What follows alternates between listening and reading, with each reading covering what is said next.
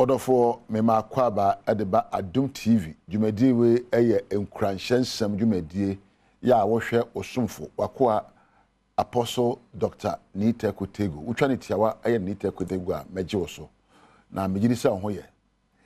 Ene de isuso metoa so ene edi nkomo efa nioma ye betimi ayo ni abrabo edimu se empo nyame nsa no adwuma. Onyame ebo me no mi no timupo bi.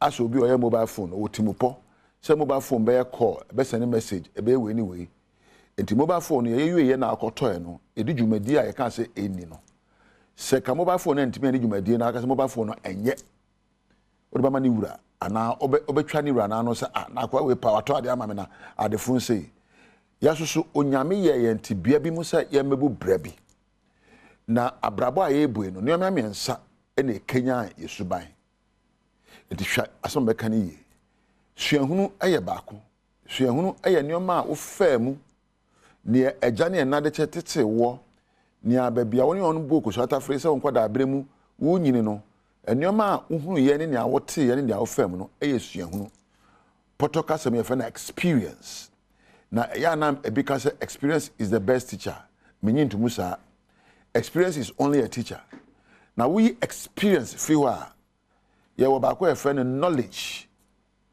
knowledge so wa kenka nioma ehunu adwene empanin se adwene nko na nyansa nko adwene enyina so eye nkrata obi atintim ya wa kan edibubra ene ye wo nyansa enti nyansa adwene ni suahunu ene edibubra na anu na me bobo nsam we ana mani ko da asem bi so atwe konkono say bible so nsam wo mu o enti me no be ka asem a me ko kan ye no ama watie ni ye se me di kan ka yo sa brabo a ye bu esuahunu nyansa ne adwene bebre na ma wode adwene na ebubra o nyansa apare wom bebre esuahunu o me yakwada obi twa ma no me so manyi metwa obi ano me yakwada ya bro me ntimi so bro obi a me yakwada na bufuo ne rete me so me eni esuahunu eni nioma a wafam ena akoye nioma da wadwen pono so ena adibubra emine do ese obi sa ho se anamuntu a betuo kasa abeka no ne nyina so ne de wo he suahunu adwene ananyansa na nyansa na dimu me kan twa kokoro ba bi mabusam etremienu chemu du kosi du baako Proverbs 2:10-11 me bible no me kan ya me kan ne se fridge manual ana car manual am de bu mu bra ho ba o say when wisdom enters your heart, when wisdom enters thy heart, se nyansa ewura wakoma mu a ye ka akoma mu a watenkam. Wa so nipa watenka so na wogina de bubra. Me ye obi, me de me no besere. Ento se nyansa ewura watenkam, and knowledge is pleasant unto your soul. Na empo adwene pa ewura wo kra mu, wo kra eye ba bia wodwene fa. Discretion shall preserve thee. Discretion. Potoka se backup discretion. Set wahuno papa nebo. Now wo somewhere papa. You are using your discretion to decide what to do. It be from the conscience. Conscience. Shuahuno papa. Discretion shall preserve you. Sadi and the back kura wabra bose and chini I de kubi. And understanding shall keep thee. And tiasie back kura. And tiabrabo aye bo one kind experience so Bible na or say wisdom and knowledge. Wisdom in your heart, knowledge in your soul will create discretion that will preserve thee. Understanding that shall keep you. Which means that when you base your life on experiences, you falter. There are many men and women in places of work, in high positions, who are just going by the experiences. And their decisions are destroying themselves and nations. Wisdom is the way of the righteous. Wisdom, nyansa. And you're training, but obi a wadwena dwempa akwan. Foolish thoughts and decisions guide the choice of the wicked and sinful. Sabi one year wotim wode ya wode hwehunu bu abrabo no eye sabi nkwasi adwene na wadwene. Nyamna metwere ya ka baba. For the righteous, their words are inspiring, and their ways of life are soothing. One year wadwene mu eda wode nyansa bu bra no wono no kasa ehye nkuran na ne ye ema adwubre eba. The sinful are destructive to others and to themselves. na woni asabi atimodene ene nyansa ni won timo no wanam ntuo e de seye bre won yankasa ene woni a woni onam. Indeed, if we truly seek wisdom, we shall be careful to avoid all evil words and company. Sie penyansa ye timopo be totin ye timopo be gina wodo ye timopo be gina no kreso na ye bedwane afri boneye ene de ensem fata ho na mpo ye hie obi a ono na adwene nye papa sabi adekire na be kire ne nkranhye na be hye no o say if we seek wisdom we shall be careful to avoid evil company and evil words. You can't evil company and your company am timi say multimedia o company your nipa on the book so atafre company onua bi ni nyonko bi company ye obi a wotie ne ho afutuo se wo nyansane a nipa bi wo ho a wo ma ka se masa twen bebe me kono me ni anyansafo na etubura. When wisdom has dominion over us, se nyansa a share so edi yeso nkunimu a, it fills our head and preserves our soul and body. Nyansa ekura ni padua na nyansa akura wakra ani sunsum no. Esan se wadwene watenka ene wo pe agina so aye nyansa akwan. Enti wonko e bibia ebema empo abra baka me hu yanka ye we de bonsam na dada me bonsam ni ba bia wobonsam ni beye agina wadwene so.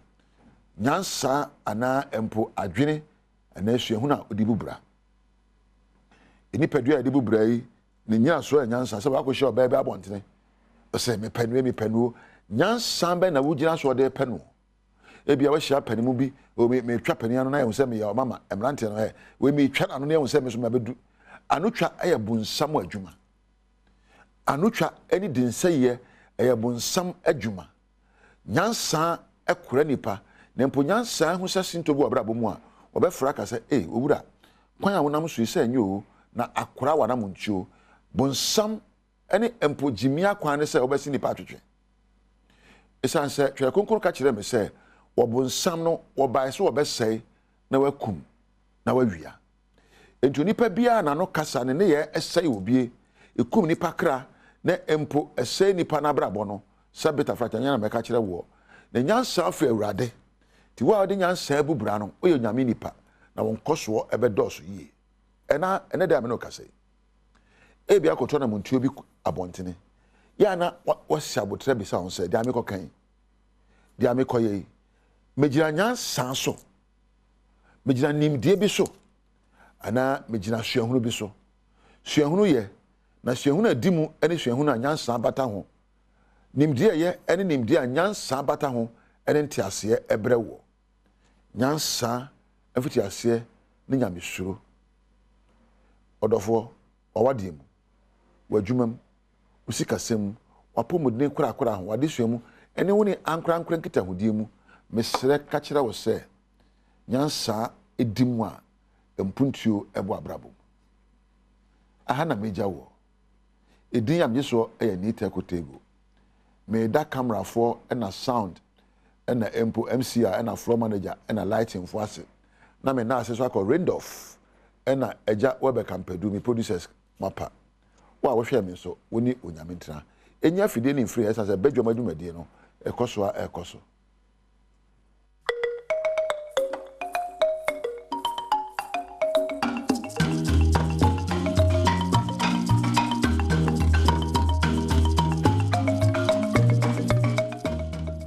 Yeti nkranhye semo wie de adruso no aye Badwam so kase ensemo ayato emboase aboabo no mede nyine somo se yakase boye dinkan ene ede na hyene nso se DSTV ne yedem channel 280 na afi Go TV channel 178 ensemo no de obetie bi ene se dumja adwumakoyo wo mamu de adehwade ato mpanimfo nim se wonhwe na security doors ahodo aba no wonye mu hwehwemu sans wo gidi se ka ho bi na amaya ne jato dan mu a wo mo hyimu no ntumi MP yebekɔ brekum so agya hurengure ama ne homene so dan mu ya dankora be yensia wo mu no ahye emu agyapade enyina netco adwumayefo nso so kasa no wɔkyerɛ sɛ wɔn mo panyini wɔn hyada mo adwuma santi so obesi fom anase mpanimfo ebetu na de so no ne nyina ya de a wɔn mo prewe ne nsɛm ahodo bi nam de so mo se Badwam so kase kai sɛ mama G Empire wɔ rolling circle Madina wɔ no na ahye watare wo hia me a ɛya frɛ me anɔkye wa ba ajwa se wa fi nsɛm ne nkyɛmu no metwa so ama dum judge makoye wo mayi mu emumpanifo de nsem wato dwa won nsem wo ka enyina ne se de kwa sante mantem a ene bosume ba kontem jahurangure be ye nsia ne akire ena atumi ama ne hono so ma nipa pi ena afam wawo no owugidie mapa se ne nyina no egina security doors ahodo ena omanfo fusta kronfo grefo ntino wo mu nsima emu enye den na no ada de esi watwema we bieja abu akwai wasi wuchire mu abehunu se nanka obaata ne ma no wo mo pere dwane nanso eside door no security door ntino enya de se wo mutumi ebie ntia be yan company for enye ho ncheche. Around 3:50 a.m. I heard some woman crying, so I quickly rushed there. When I got there, I saw that there is a fire in the house. So we were trying to help, and we heard some sound in the different room, shouting, "Yeshua, Yeshua, we are burning." So we were trying to break and enter and rescue them, but they used some metals to block the back of the door, so we couldn't break through and rescue them. So, but we are able to rescue the landlady and the daughter. Yamane bofo nhwehwe mu awoye no onu se bese bosumi mienu ne edie akronfo aba wo mo so emprensa senti ene ma wo mo kofa sa security doors ise be ya obetimi aba won ajapade ho ban ye nti mpanifo eda adwumdwa adwuma ekuna no ekyerese epono kora wode eto edan ano no ewo se wotimi eye ho de wobo se be ya wo mo a eye pono yi ebehunu de sese wo mo ye betimi aboa omanfo enkyeremu sei ena ACFO Henry Giwa editujwa ye ba hu se ejani ba no omuntumi ampie ena omuntumi ampie di enti no omuntumi ampie ya nya enti ese am robbers ni thieves eta ha omupa wo ha enti omunso to prevent them from entering into their rooms no omunso omo 45 etwini ya kan say omo shedas omo ya dis in chance we say you no find it easy breaking into it. Yeguswa ejina jashishie mu ensem na we brekum ne yakoja hurunhura tumi ama no homene so ama fie mu aye dankora be nsia wo mu no emu ajapade nyina ahyetwebe wo mu ati wo bi tue mu Jennifer se efri edan ba akom ne se kyekye ya ko dan enum eka ho mu ama mu ajapade nyina ahye na rehosem ne se wo ko brekum a dum je adwuma ko no kyire mu a won fa ya tender ya se ko ba se jama no homene so a omudi mirikatente ba ko dum no wa sai ntino de efri nsu atre enene nkakra wode ba brekum so bedru ye na se ajapade ahodo pi no a ena say dada se ja esia enya yensa ena edidunja enu aye de yensa bucket ena edidunja ba bia brekum aduru sesia enti ha adwen ka se ha adwen a enye kwakwa but no mo ka se fire thunder say ye be tebe 1 year 6 months ni very bad me nwa ye season ye wo sesia na sabi o se duru ba bi se ye kan se before se nipa say ye gitum anya tem na omudidi because mrewe na se kan se brekum kase we o hwe brekum isan wa ye wo nipa be even be 70,000 preparation and say 80,000 kura na se ye mpanfo timi mo ho ban a me mente ase Omanfo bi nso a wote empotamu a eja no eto efie ni mu no ekire mu se abosumi bebre nie ya odumja adwumaku a ewo brekum wonom ehyen no eseye nanso kamia ese enya de ese mpanyinfo eya hoboampo se obesiesie hyen na se wode foforo besi ane nde me kwotod ni me ba na meti wona me didi me ne nkola nketua mienu pene wo fie ese ne nkola no pie ye ntita ma nkola ni pie firi fie ha ese ne meti wona meti se ade aye te wo machi nti ade kora na aye te no me dan mani ahwe bibi kora eye me dan mani mi hu se dan no misie e pie fini mu ba na me bo ge ba akudi ni fra ni se Kadija sore ne bra bedum mita no na ofadani ho wisie firi ho eba no bisan se dem esi dum mita no na ofadani ho wisie firi ho ba no no frɛ ni nua ba ko ho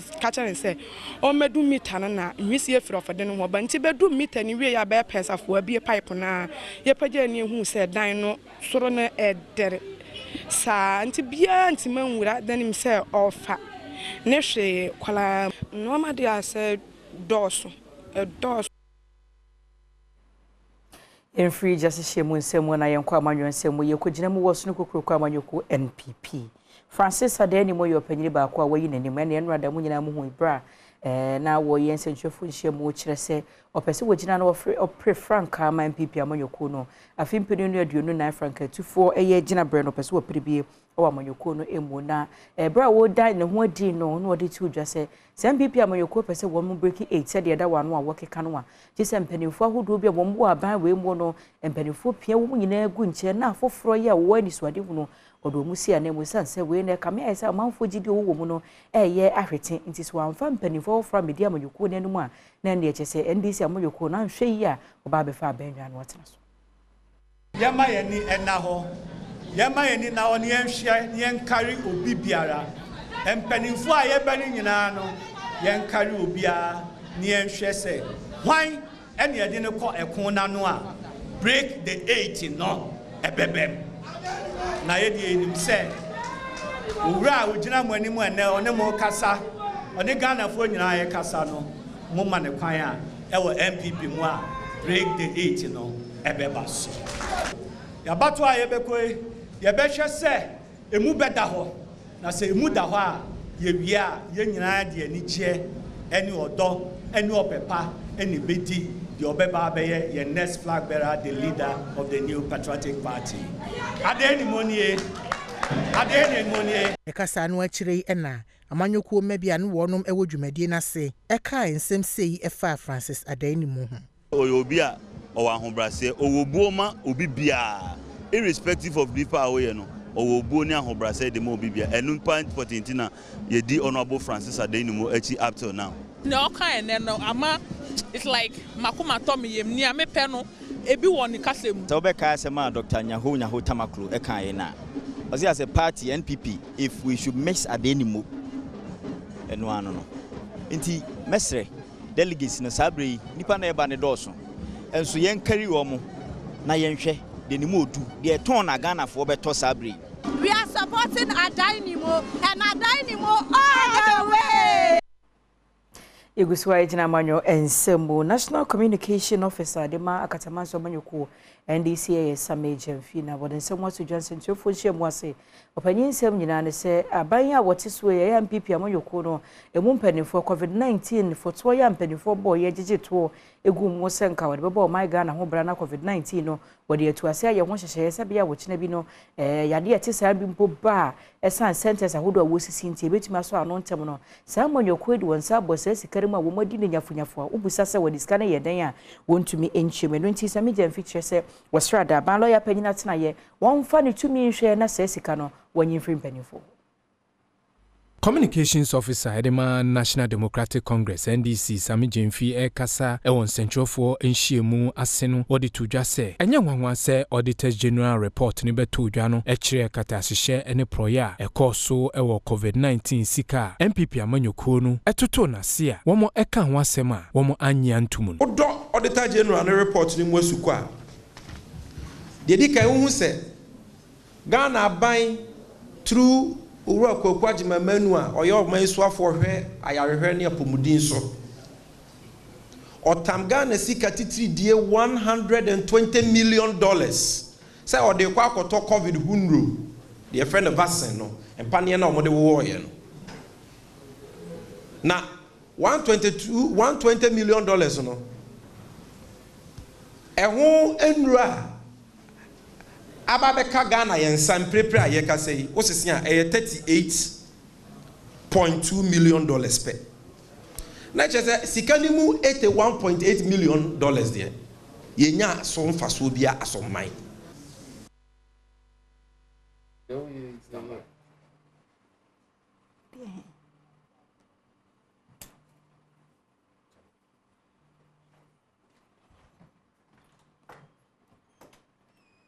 Yanko o my Ghana Yamrashi Badwam Public Account Committee no akwasitina omugusu a ewa sitina mu na opanyina wono ena wo yetitina ni James Cloche Aveji edi nsem atodwa no woche se ohwe mu pa no a opanyi kwanchefo na se kwanchefo panyi edi ema Economic and Organized Crime Office Iyoko COP Mameti wa adedankwa wo mu abono ase ko ba bepie mu ewo park anim na afei se de niam ahodo koso no wo timi edi na gina ho na afei abusebuse mu nsem wahwe emuaye a wode bema wo se ne mprensa so no wode afre mami so mami ebuna so munua Chairman Emma Public Accounts Committee James Kluche Avezi ede atudwa se Ekwaya Executive Director Edema Economic and Organized Crime Office Yoko COP Maamitiwa Adodankwa ede womo efa so ewo committee ni enimno entwakwam abra wokasa abra committee no ehia no wode tudwa se we to so miensa a womo ahwe mami enim se obeba be hia committee no no obeyi nsemfua ano enso besi ne mami womo enhu no ewo committee nenim.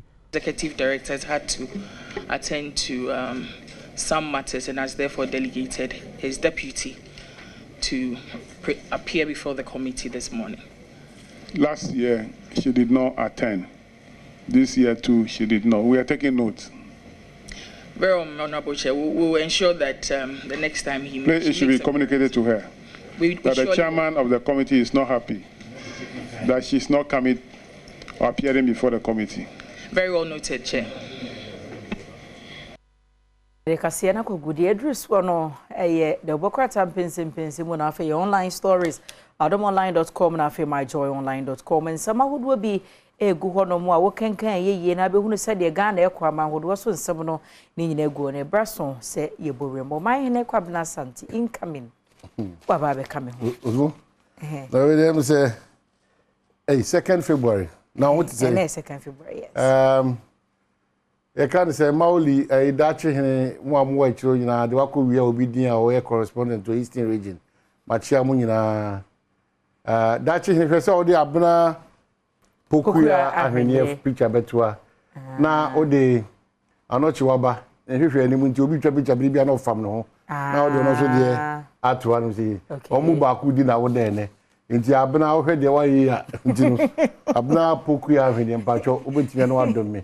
Kokobra e call clients party ni mu no zamfo nyino wo hwe abna pokuya fatu na menka no wasem kakra nti eno na open na de ba anra de wuhu e ebi abanu akra ebi abanra e na abna di o ye bi de ene no se ya em se ya na wo twom kra suppose mu nyina de cap na wo no sa ko ye ne mazi pictures for fra ba enti mu obi amumu amina afi celebrate because ye celebrate ade awaye no obekoso e ho adwuma mpa because o landing de enye papa ba kokora na pilot pa na wono biribia da no o landing e si gigirigiri se zarum ya chia nkomo na ya sha si de no iti Ghana nkomo na bi na e obi awoda nipa no sombo ma Ghana sombo ma yen enu ti ne ye gibrese pese uhu no na so kan crash asem chen o de se wanya hwe ama wa ase kra na obeto so onyame shira o stay one fe wonim wachi ahomka wo ja dipa bi peyo ya akom no ekosi ya na ntiahom kakra na aka no kwa no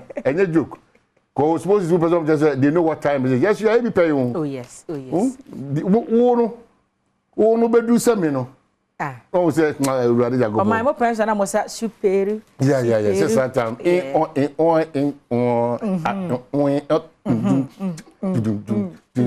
come on feel oh they are quite yeah time na chaki do word you know so yaibi pa and akwa second we are still in the month of love very I'm catch you say on train copy February and sana watch red dot but February dey say oh my ha e pija say me catch you me see announce why you say I make a no no you draw the two one hey the bewa mario abuna pokuya me Oripa jana ne sheba sese na mesramo so ma no mesramo mo amoko akoye extension exterior na se bone yeah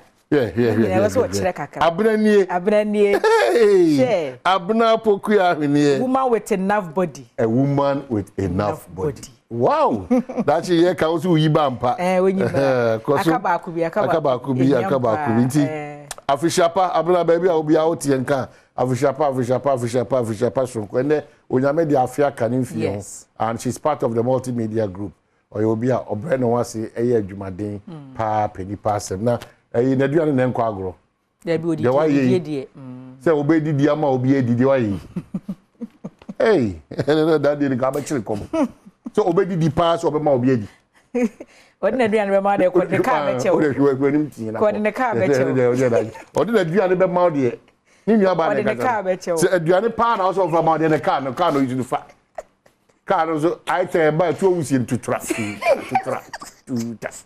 eh ready jagobo odi pa be ko wo no wa bre o chia we odi ni be this is my favorite oh we dey say to free mu ma no yes Na how much one I say you man any je no. Nani na aje. Ewiase o. Oh wow. Abna pokuya ahene. But ne car is. The car is sir. Enti ebesere mo hwe yi. Happy birthday. Nankaja Honda CR-V bi kra ho. Happy birthday. Hey, uka Honda di obi ajile gwa gosi. Honda CR-V yenya 2016 model ni bia. Hey, a beggar with a choice. Oh yes. Oh no. August radio no. Hey. Some ye ni PA. Nti wasa mesre papa ma no. Nti Honda CR-V. O de ebe 2018. Onu PA ro oji dama to see. 2018 model. Metia ma abna. PA ro oji dama to see. Ojo. Jawa munya kasa mafaka no ho ka. Ah, ona kasa we jire wo. PA ro de here. Wonya 40 na wa mama ye fe potato chips kura anwi no so afaka no. So mo celebrate no. Oh yes. Mo celebrate no. Ye baba abeka no wa say me that ye that piece of. Cake. Cake di one jam. Ye ja cake twa. Me see ye coffee. Honda CR-V 2018 model ye be manage. Eti don kuru pepe na bedwam jibadi na aba na wie ne mo be koso ahwe Adom TV and 2nd February 2023 ye kwa no koso ana hihye oni suade una ginya me di say onyame be mo oni suade una tima aiden abem. Most of the stories are pick online, no? Yes, that's it. Oh, Shahanam here. I said, Diana, someone sent strong message to Osofu Chiraboso's church members. The Majina Kacho says Osofu Chirabosom. I'm so no, and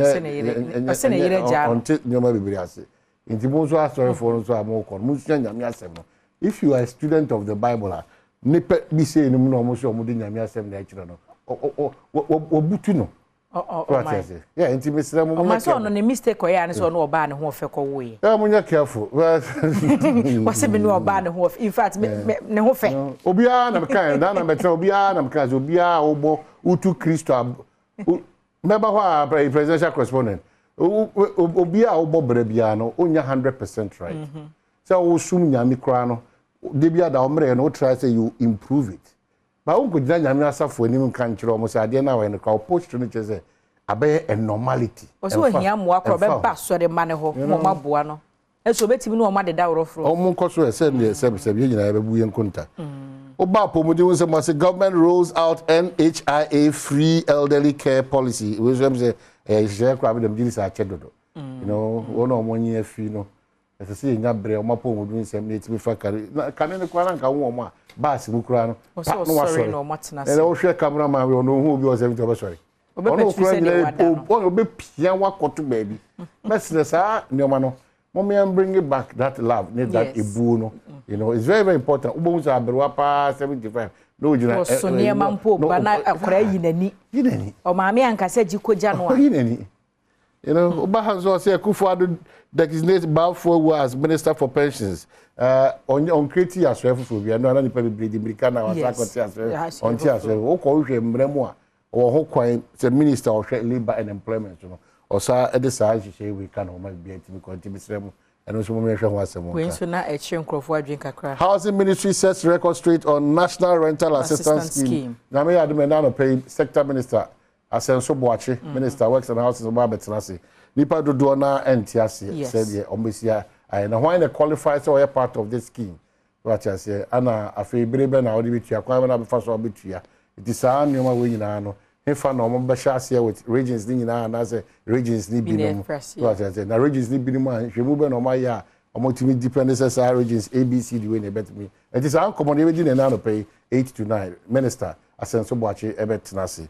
Yeah, bank krata so dia anybody must see police chase freed murder suspect over gruesome killing of a nurse in Tamale and once them ever had him say NHI for some adjusted medicines and service tariffs no and also once them but the Ghanaian Times also Kasa was president inaugurates 300-bed accommodation for young soldiers at 37 military hospital. President Jedasi. Permanent Court of Arbitration throws out $55 million international arbitration case against Ghana. Ira Godfred Dame, God bless you. Now, good works. Anna, Daily Guide is saying, Nana opens Zoom Lion's 300-bed block at 37. Oh, Zoom Lion. Wow. And Ghana saves $55 million in China AITMS case. And Adai Nimo was our baby. Adai Nimo was our baby. Mampong former MP. Or no, she was a person of Praise Frank. Was our baby. joins MPP flag bearer race. And fire kills mother, 2 kids in Kumasi. Kumasi Buakon. The new crusading guide in Kurimdia Ghana Kudi, Anafi, Era Ayada in the morning, Samsawaha, Era King's Cottage, so say, ignore and Morris and Co. Top Kings, a caution. And after no one has seen God, myjoyonline.com we adanimo asem no we provide level playing field for presidential candidate nso pesu ogina say mo nka say na we on post na we ntina nchem and sana to aso ma for into jawa person also do headline brave and 0302 211701 equals 4 0302 211701 equals 4 just your headline and koye gidigidi bia o ka asem bia chiachia na me na say dey woko Away, I see how the other remind. Presidency spent 15 million Ghana cedis on car tires and batteries between January and September 2022. Ablakwa. No, could you talk Ablakwa? Let's go back. I'm quite presidential people are engaged. You see, this kind of they be there, they are manuals and baby. Go if you go back to the presidency. They be there. Say the presidential staff is the presidential staff. If we break it down, various presidents on my back. Now the presidential staffers, the least among all presidents. But why? Why are we politicizing this? As I saw, mine is Sipo. I say, apart from NIPA, we are public or civil servants, more than about 700, and I say about whatever. Obi are my president, I over Hong Kong for a bit mama or quine. I'm out audio my band, maybe a 10, 20, 50. But we are okay into more time, no? One to tie, one to battery. These are some of the things that when they do, I say politicians always take us for granted. Who be painting picture as if say this administration gone out of battery, car battery, and car tie. Presidency cars, when they buy some of these things, and also news, then if the president buys the class, we shouldn't be allowing some of these every second.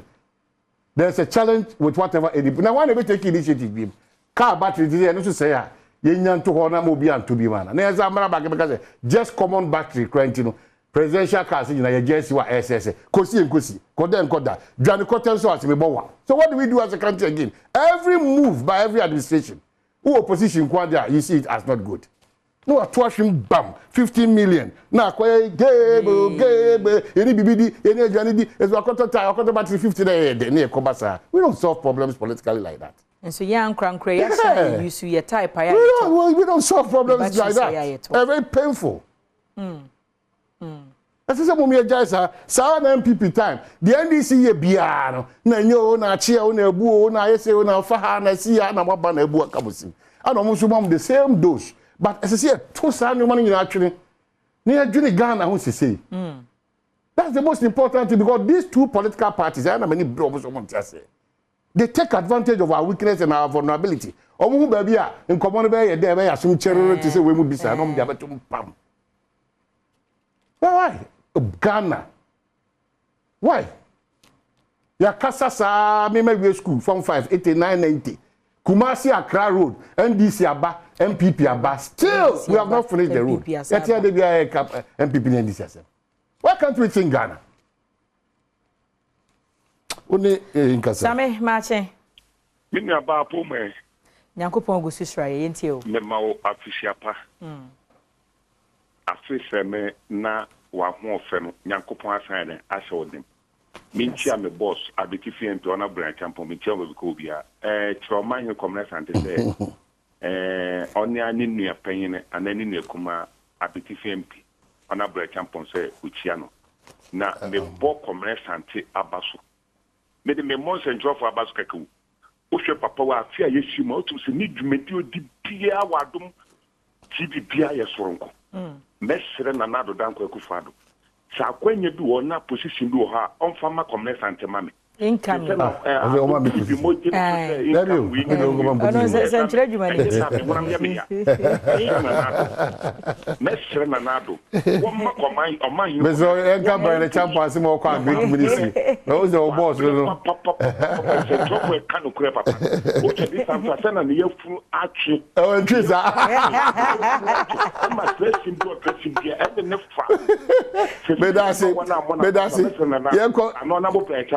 You call the next person.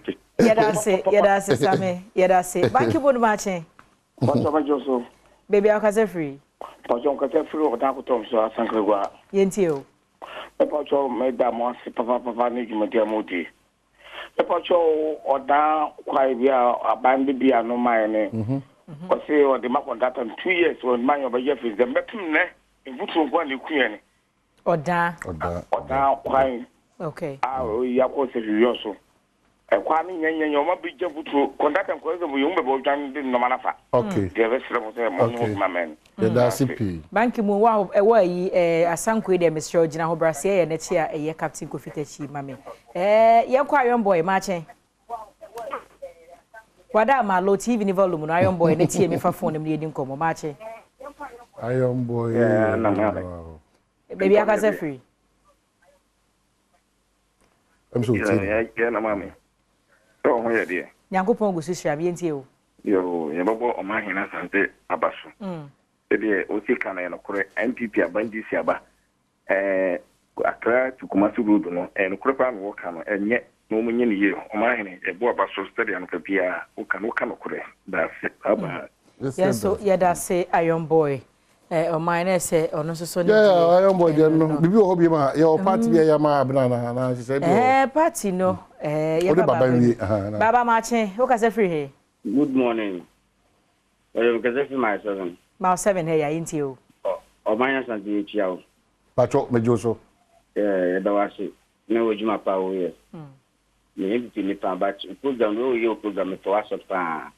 O baha. Sa no munya yanka.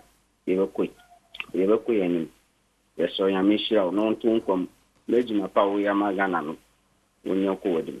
All right. They said that's it. Yeah, that's baba na. It's a party order.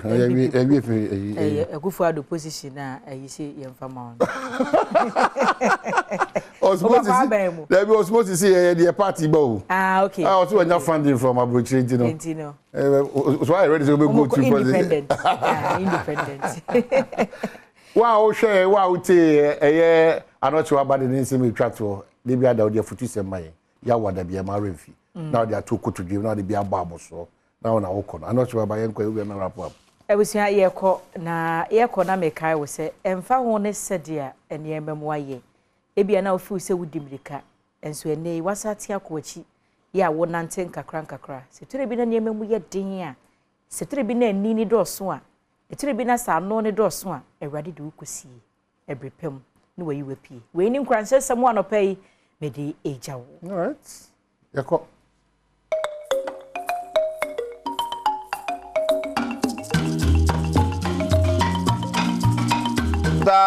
bebrina no Yankopon ya mayen tie de akoma so tore bia ne anu ntiminka tie aye de o Yakopon mu Yankopon ahwede sa ajetu sa sanse tore bia na dwo koda horam sa say ba bone boy den but o still also ngidi se Yankopon abodwuma Yankopon abodwuma pa anopa isu aba oneexpert.com na de sia konkon de nsam na de bro oneexpert.com and rankrofo dis kan den na United be wini we dey say oneexpert.com I can say da ho ankrofo adibia ti wani a enya hwe ne matches paper so enra Barcelona na yeden obewi ne Real Madrid de gina mu de den enya easy current bra fa ho gym nipa nsahwe sanso na set more gel and roll on Emma Pen bia twaira aye set more gel and roll on amaken one of pen by G-Fast mixture pa Fananka Saka Kejwana America City body Carabao Cup enra ye hwe se ne kwa Manchester United etumi jan naso chana Northern Forest no mo de koka o matira na no match on say 5-0 on aggregate United are qualified for the final in Newcastle ne kwa koshia. Also, that game, Manchester United, about Reading, by 2-0, and they still qualify for the final of the Carabao Cup. You better say one time, maybe see Akko, Northern Forest, now La Liga, and Barcelona call away to Real Betis Bonaca Minua Betis Timo Bako La Liga this way so much Real Madrid 8 points and Madrid say o winning no close gap na so shebe ba yemo rasa game no oh dey copy mo wo sa match di mo no na hwe dey Real Madrid Valencia game be kai say we outstanding games a kamu ne wo mo yi e dey few na yenhwe FIFA Club World Cup copy mo elali echi Auckland City Bono Kamiensa Auckland City entumi ante yenhwe say lali yense wa sheba ku be kakwan mu ko so akwanim otiase yenhwe sa game no right. And so African reps and atumia bo first match we need to come anymore no eti continent bia champion nye ne omo hia na dia but ya no de ombeba semi finals ni mo na Europe for no semi final no ombeba nti ebetwe say Real Madrid de mo baba be ya na kai lale ni Real Madrid de hia be support Real Madrid ba we de nke lale hia no yemfa nye din ba se be yo mbetuma come ni Saturday one mo jira mo nine so dom ne Seattle Sounders e de apem so Major League Soccer and so one more rep if America ban on the there's a lali for bit marshal one as a sign and one some ABC Ako. Shannon so OneXpert.com can when I didn't some idea bro betting companies nebu the mu down the bit medical go to OneXpert.com now young call the Ghanaian Premier League match day 15 and our Accra Sports Stadium near the Accra Derby Accra of folk and Legon cities the banner will be at me and Fabo Antonio Quantum in Hekakranza.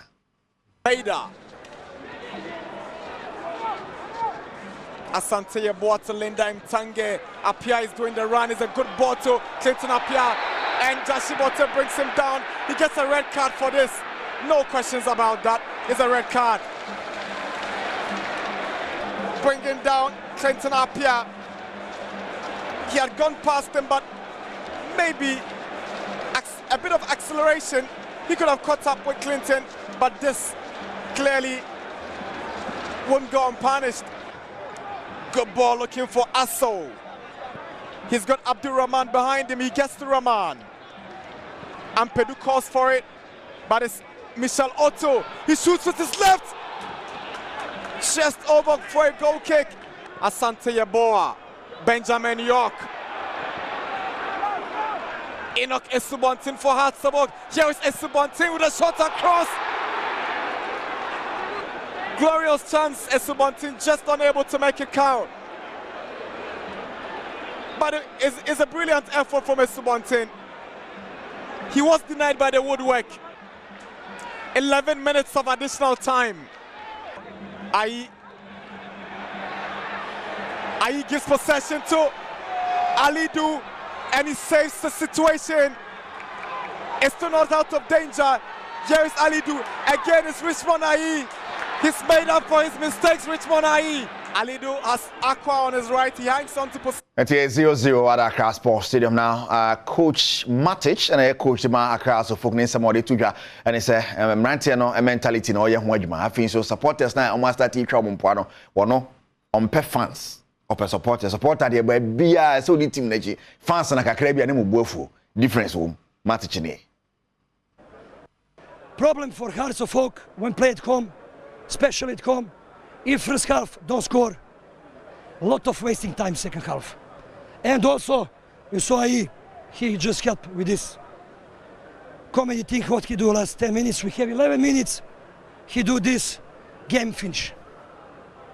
Is it something you want to work on your players in terms of their psyche in situations like this? What I say, mentality. They must change some things fast. What is the pressure? How you play against pressure? Pressure is what you think. If your thought is you think about pressure, you will feel that. You think they're adapting to your strategy of that all-attacking approach? Because in the game you switched to a 3-back, you still didn't find the back of the net. Of course, we want to score. We want to score. We change a lot of that. Sometimes it's problem when you change a lot of that. Like we change from 4-2-3-1, 4-3-3 on the end. We come in diamond, start second half. We want to win, we must change one defender. When you have ball there, patience, responsibility. We didn't have that. We lose 2 points, but we didn't deserve that 2 points. I must be honest. Hasselhoff didn't deserve the right, Zlatko Matic was as a folk now moon deserve 3 points, you know. Did you want na mon fanesa and only the 2 and so Maxwell Kunadu na coach my Legon Cities. It has been a very difficult game for us. You know, Hasselhoff, they played well. They play so well. I mean, we have to give them that respect. But on the field of play, even against even 10 against 11, we were still pushing to try and, you know, seal the show. But having said that, it was a fairly balanced game. But I think if we had maintained our composure, I believe we could have, you know, taken away the 3 points. But all the same, it's good. 1 point from House of Folk is not a bad result at all. You think that red card was a silly one to concede from Jashi Bote, or he took that one for the team? He took it for the team. I mean, it was a red card. The referee did well. The first time, this was very... Right, Maxwell Kunadu, now watch him was the referee did well. I don't know, a red card in the no someone. I don't know. Now, Yanko share and some for now, the results and match the Basso and interested in some AC at other games, of course, in the Kenyan Premier League, Nanya some Ketwakra, and results nearly shocking. But a job and can fight out na fie media makobona coming son Timumienu and a Kotoku Royals ebo Gold Stars a coming some Timumienu Kotoku bre but Gold Stars me bre nya second no ukra na nya kontomire patro nso atremant na fie eche Brekum Chelsea born 2-1 summer test net Tamale City game no 0-0 Bichem United ebo RTU 6-2 Dreams na fie Madriana ebo no ka bakwa 1-2 me antie and afin so na yehwe Sakala on Great Olympics bebo Karela and Kotoko and a day pem so Adriana I just saw Boswa, and Yasam Ketwakra, Sedimo gel and roll on. I'm okay one of penny in some but Sedimo, ya, penny bequa Sedimo. Chief fast measure so can one, a day every was. Chief fast measure, a baby now, so be my baby now. Come up, Yanko Pimo, I was Sipon Sports Stadium. Send a stadium na ayano, Areho pa, Nasabri, me bad the Bibia show. Kwajomen samo show ne kwakubi maestro di nsamna chi yipa de eba ne se saban di sikashim na Badwam stadium ne san so jana so esa de enye because send na stadium ne tie ni se send ya ye a contractor wo site wo yadwuma na sika nko a ere hopa ye mongra sansem ne mo okay said ye share bo no say ye beba Esipon Sports Stadium ni abehwe no right now ye wo Esipon Sports Stadium here you can see the secondary sports stadium hadmo.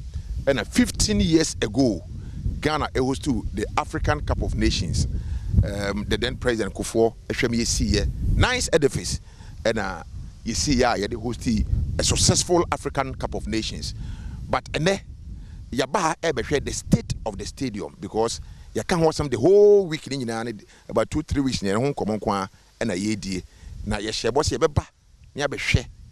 Why in the stadium no ye jai amana pro atete.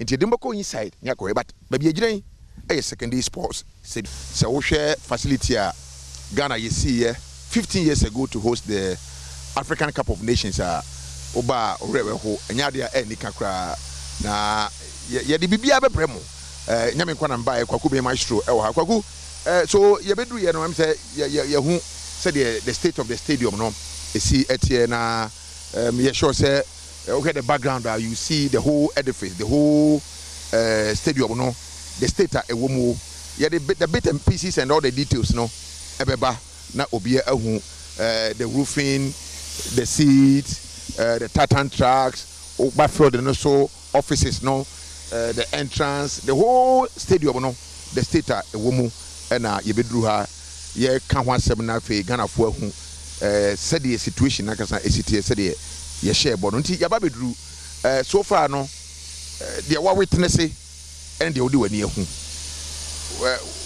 we okay we are ho enika I mean just 15 years after hosting the African Cup of Nations. Well boss player say Esipon Sports Stadium and then first day I me ban Kenya mama and then me rua ha ne no rua ho pa in fact enye TV so any radio so can me soon can me Ghana yi can me Ghana yi can me soon because me kai me anka say my ball we so that but san tina hadam ahwe 28 a year AFCON any couple of games so hadam in fact Ghana mo ball in fact we share a whole region they said the western region and the mineral source of value and the economic gains as a country in your free apa na yes on my energy sports ye develop sports ye develop a mabnu sports are In fact, that take about half of the population are almost a year unemployed. Na sebe, we develop sports without infrastructure. Na a whole region, the only standard infrastructure or na facility a ebetima bobo also, ebetima tumrika also, ebetima field event also, track and field also. Na yetime ejano ahwe amana atete apansam edienum guase aka o man se ya mosho mera ho ne pa yebedu esipon ha yenu se wo na wo ye supervisor ha wo hwe wekesa omo ye adwuma wa no adwuma no ahemfa na mo ye akwakoduro. Okay, sesi ano ya ye first VIP section ni hina awie. VIP section adwuma ben na mo ye. Ya blast ni hina, blasting and painting ni hina awie. Sesi I move to the next section. Ya start, which is the yellow stand. I start as you can see, scarf orders bibia or blasters or mo yejuma. Enti apart from roofing no adwuma ben bium na mo ye. Sesi the blasting and painting na ye prepare metal because once I hand benepu. Inti say 1 year we now one prepare surface now. Wo same paint here enche e be say rusty. Inti say you take it time now. Yeah blasting no. Na yeah face coat, second coat and sana. Roofing for so the omo roofing abekata so. Inti mo de mo adwuma mo ye wa ha no e sand blasting no. Exactly, sand blasting and a painting. But na sand blasting e dey ba dey. Sand blasting they abrasive and a pressure. Inti wo the year we prepare dadie no. E na be yi rust no. Send a be expanded the daddy no lifespan. So one blasting always same paintings and as I say right, and afini ashase yenwie kra ye be di akiri na ya mo hu sane siko sad ye be wuru mo hu sane stadium na se o de kakra bi ahwe kra no rengunya na se aye basa ya reho na mti esa ban ede na ni hwe na sika bi ese ye de kohyem ye Oscar, first can show me and moi. Sedimo gel and roll on can when I didn't some idea, bro. Sedimo, the pain be quite sedimo massage fungna and run on you so oneexpert.com and so can why didn't some idea, bro. G-Fast makes up so can why, yay, G-Fast. Yen Sherman Kew and manage them nice, me manage to jump nice so I G-Fast makes your sponsors. I'm okay one of payment. And then some idea, bro. Image wear and so the share my taddy image wear and money me money and I'm a Kuku African in our woman. Image where free image or 0546 452 0546 452 image and or birthday na na ma boachewa we teacher wa do yam senior high school e wa Kumasi na ma boachewa kuma mutofin akwasi ana si yam fama o say unti guest bebre na ma bato hu bia nkwa no hu happy birthday koma nana ama boachewa Abuzia, yebejina so na yede si enano pay. Sergio Manucho Bernard Padibotwe, me producers kai sa wode nankasa beka kejwa ne ho. Erica Siedu body. Ko so hebedwem.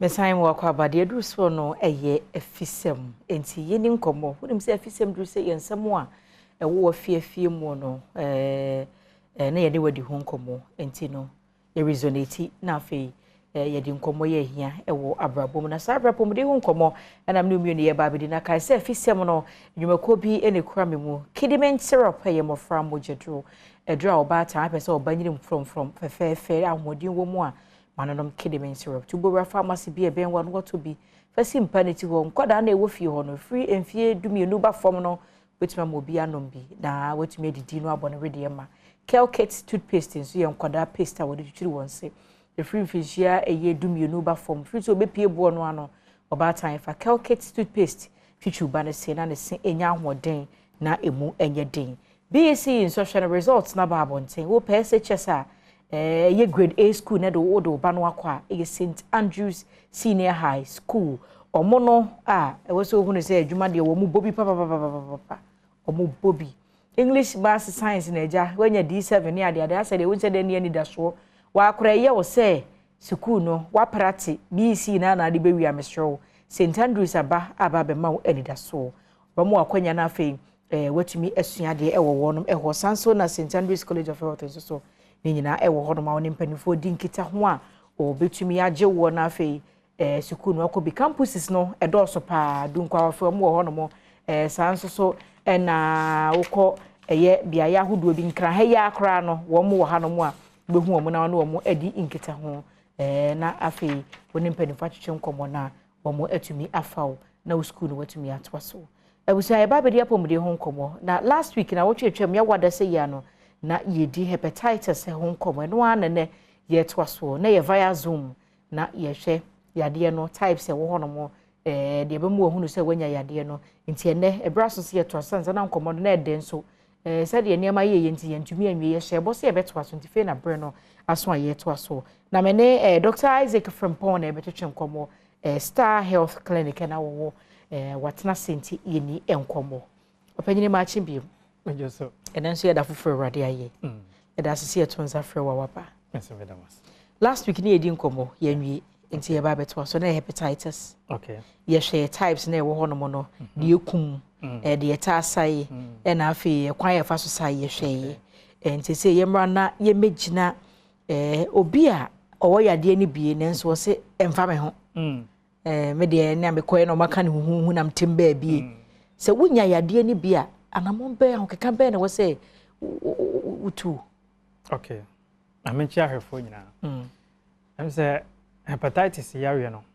se yakasa obi anya I think say yare no first step O2 akwantu no first step no yakasa wanya bia because yakasa wanya yare na eno de yade say hope ho kakra because wanya yare no wanya hepatitis B yare no enye no ano no yare no ankasa se wugya no ma no ho a yare no ankasa liver cirrhosis and also liver cancer but it started with the virus no at the time you check your blood na you hu say when you hepatitis no and ye afi no when you yare no na hyase nti e ho de ye bibi fa ho e be ye na mom e wo ho a che na se o ka se mfa wo ho a e be grow from the acute state na bedu chronic state na egu so ko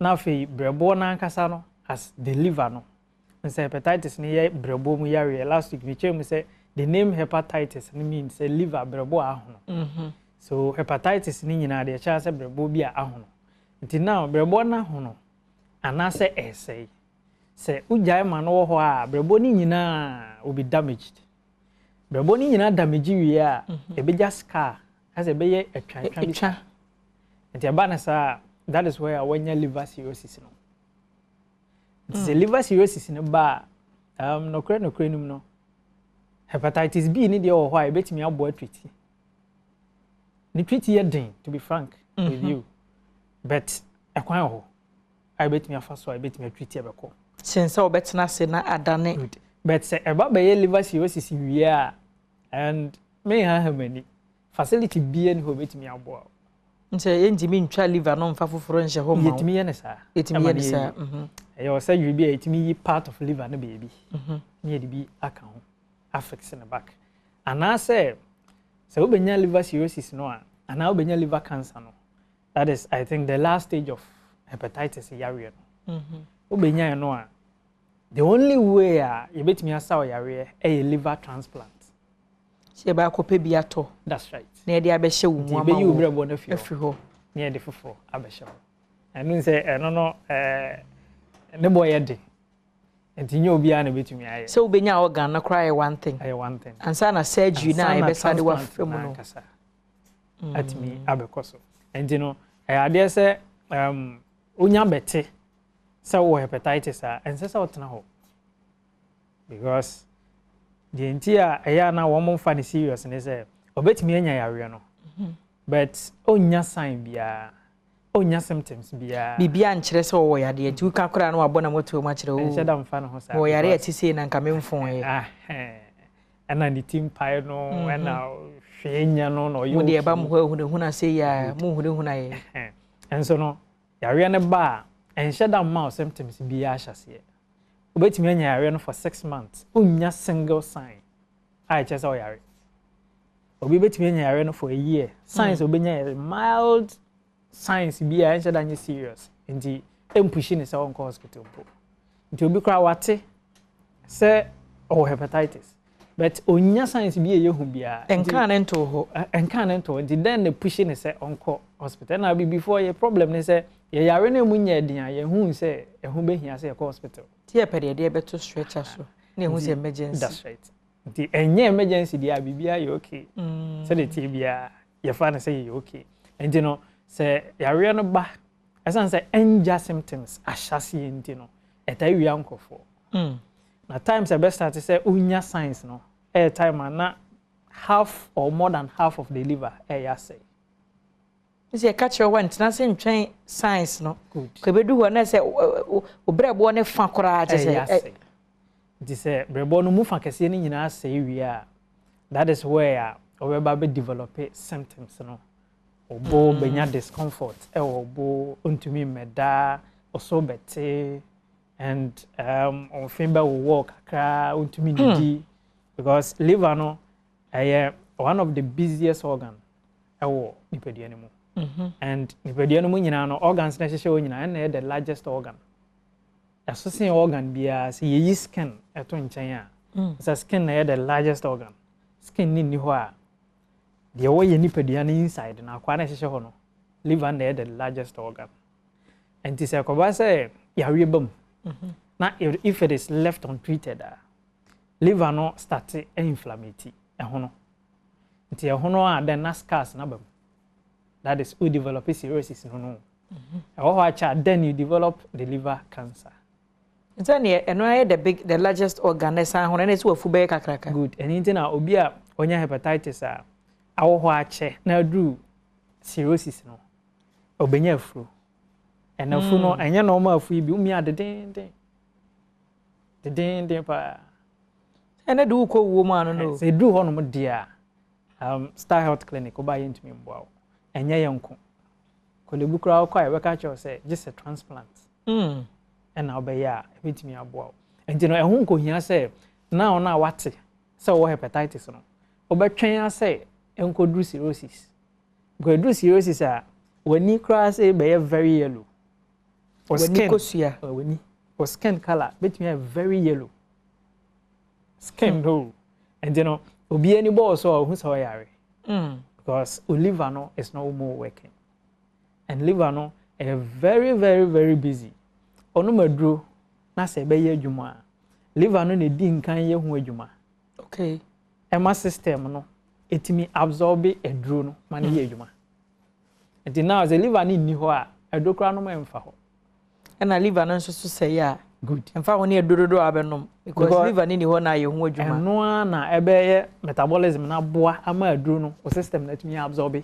na wetimi dey treat yare ko a o ko treat no now liver ni nye healthy enti no sa oyere ho sa onu maduro mpo a enye adwuma tintempa na wetu ana ma Star Health Clinic na yetimi aboa wontem yenhwe yaduane die mu because last week obi frɛ no obusa se yaduane bi odi ma yare ne ba na o se dabi but ebia hepatitis no obi anya bi o de dru so aduane be na woso odi o yire ne hu di pa de hen so do otwe de hu firi hu ebeboa no nze eya na metai ka se enye hepatitis nko yare bia wo nipadua no no yaduane a odi ma yare ne yekese ene yaduane a odi a onumaduro nso na yare no retarded ekonochi yare bia nti yare kro no na be kire aduane a ense se odi ne de wo se odi nti now ye ka hepatitis yi de onuane ahodo bebre a onya bia ense se wo ben ho kra wo hepatitis na men ho ense se wo ben ho kra because ene na ma yare no progressing tem tomato paste ka ho ana tomato paste ka ho eso de sama ese tomato paste mo lusu client ese me me fie fo nyina ye jadie na am say ma da no he ko du so doctor ne ka say me ma so doctor ne ka say nya tomato paste ese ye nkwan ya ni fita eji ye di ne sa tomato paste ka ho first ne sa na ye di nkwan no so na ye de na de ese me ma so ama me say madam doctor ne kan na want nti say me jadie that's right first na ye ni asi kire nkwan ba say ye di asemu nti no asichira ankasa nso na eboa ema hepatitis yare ne yakese ntem white sugar asichira fita ya white sugar ye okay and added sugars you can added sugars sugar ya na omo ye enuane te se bia tomato ya obodi and soft drink ye de bia added sugars ni won bebre okay and man ye de ensa dokodoko ya chema nkwala ya so yetimi nom bi yes and na ye added sugars no and man ye de and added sugars and it doesn't add anything to your health. Yes, what say ya de ni bia. Sa soft drinks ya ye gu bottle wona etontu ana age chew no. enye waduane emme ho tomato paste is emme ho okay because last week me chire me say tomato paste no yebenya salt wom nchene yebeba benya sugar esichiri nti minim de nani da ho kan a oye nkwan asabe ode nchene kakra begum na ode esichiri kakra gum so odi tomato paste na wo dwaso no de a automatically odi and yebepɛ time enuane bi mu wo no mo a it wasn't manufactured for health but for money aduane bi wo no ma ni wura no wa nya se emwa wo a wo to no wapomoden o ye so odi pedisika se wo amu ani ana ho na se ewodwom nko ade ebeboa me na akoto a ono ne sika no wo pɛ na emu mo de enu nti na aduane bi a na ade bi a ton store aye die no to a ingredient a de ye gu ho nti wonye ni fra ni nko ade to na bi a o te ase onim die wom na wadi okay nti wo mblemi obi a nti eno ye be discuss na ndafofo okay nti enuane na asem no yaka soft drinks yes carbonated tomato paste yes and mojanambia meat red meat bia okay onya lean meat at least obetimi adi for hepatitis yare and then the hen lean meat fish okay okay and I think say chicken is okay but not with the skin ti no be yi ne ho no ne nwoma ne nyina afiri ho na di dinam na na wadi nam na okay and I think say yabo enuane ba miensa enan bi so oil ne fatty food bebre nso so no ehun kohia so aduane asrade na sa anwa wo bebre okay and processed food bi anywhere was oil ho aduane ade agu konkom you processing bebre bia tu beto mackerel na ka kodwom koto salmon exactly okay na die no mom because salmon no esan wo omega 3 fatty acids yes ai bebo akoma amana ye adwuma yi enti no ade na oje no ho na wakofa processed meat ya no kresa de tomato paste asa egu ho antene na se dobro ama mama atua tomato paste ofie ti because me mama ono no ondi obehu ye no oni o teacher ni ofefi ni mamu pa enti ye kan ya ote ye no so research a no be so ye kan no kro na no me se me ye jollof yi ma me se ye fato we ani fita engura nyina hwe ni om sister se wa we di enso ye wa si di sa asemo doctor simu di asembeba ba ye se mo kire kwan no ye nze ni mo binu mo ho a ne fa ye den so beje no we use na ye den but eno so na be boa aside no bibi ani ho biom ti he na ye hwehwe mo a ye be hu mo star health ye branches no ebi wo Kasoa okay Kasoa Akwele Otacity wa onye do Otacity junction wa taxi rank bi ho obi so mo star health clinic o munyina abecho okay na ye osunyan so sunyan ye ofia pre bebia na GN bank e wona sa dan na mu doman so ye SS low cost area wa ye ben gift FM obenya ye wo German South so Japekrom fitamu wa na obenya ye so wo Kumase from month we mu ekoye okay yeah February mu ye launch sunyan branch Kumase branch no very soon yeah the date ni beba okay and yeah ready now and you know ho nyina obepese bia obefra number back na obefra and yeah helpline yeah direct to branch eben number ni 0249 200 555 0249 200 555 eno na obefra na obenya ebri bia okay na yetimi direct to akọ branch eben Year month of love mo February Star Health Clinic mo bibi or dog kwan so de ma yen I think so your month of love mo there na ehun be hia se ye be koso a child okay ye be koso a child na fit ye wo ye nim ye e me birthday and fit ya second nti chine fie third memenda fourth Kwasiada Faith. Exactly. Okay. My birthday. And you know, I had say your ma discount be brave your clinic. Your branches in Yina. Your branches in Yina. Scan there and get your berry this month. Okay. But as I say fit as I am my birthday no. Your best thing to us to scan for free. Your branches in Yina. Okay. I just scan no honum. And still on fit no your be ma special discount be on that day. Kwasiada no.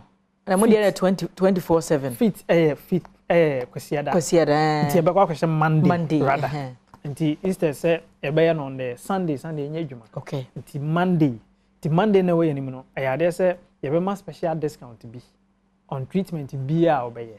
Mo branches ni nyina. Branches ni nyina. Okay. Eno no emodu. Emodu pa. Emodu pa.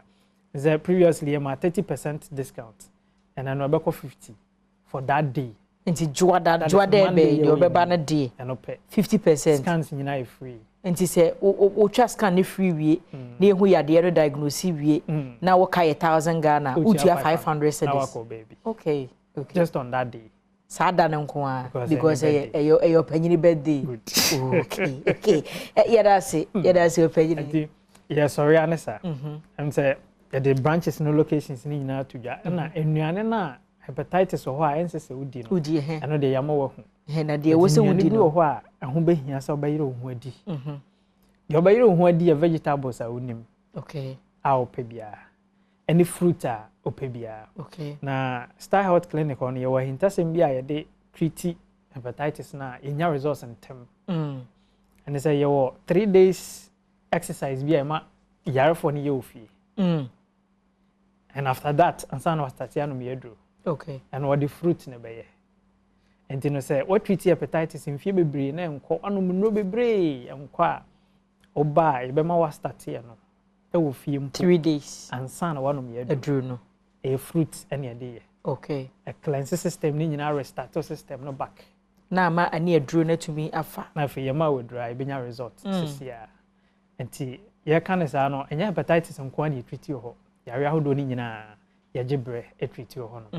Enti no say ememasem na enko yie so ntimi ne ho kan hia ya na wo ho nsem na bema sperm na say ana ye fun yare ahodo nyina no ye gibre Star Health Clinic nye awodie mu yare enko nsem mostly ho na ye expert wo awodie mu yare ho na ye expert wo nti fibroid crowd we awodie mu amutimi ye ho adwuma no ho na ye speciality ankasa no ye the time mpoto so okay for fibroid yare no say fibroid and ovarian cyst and I say awodie mu yare bia any other condition be about awodie mu no eno no ho na ye expert wo ti no the time mpoto so enchen so and you know eno de ya ma ho educations bebre previously and the one follow program we actually omunim because I said tete no na first no me can say tete because you won doctors bebre na no motai ka se fiber ni emoja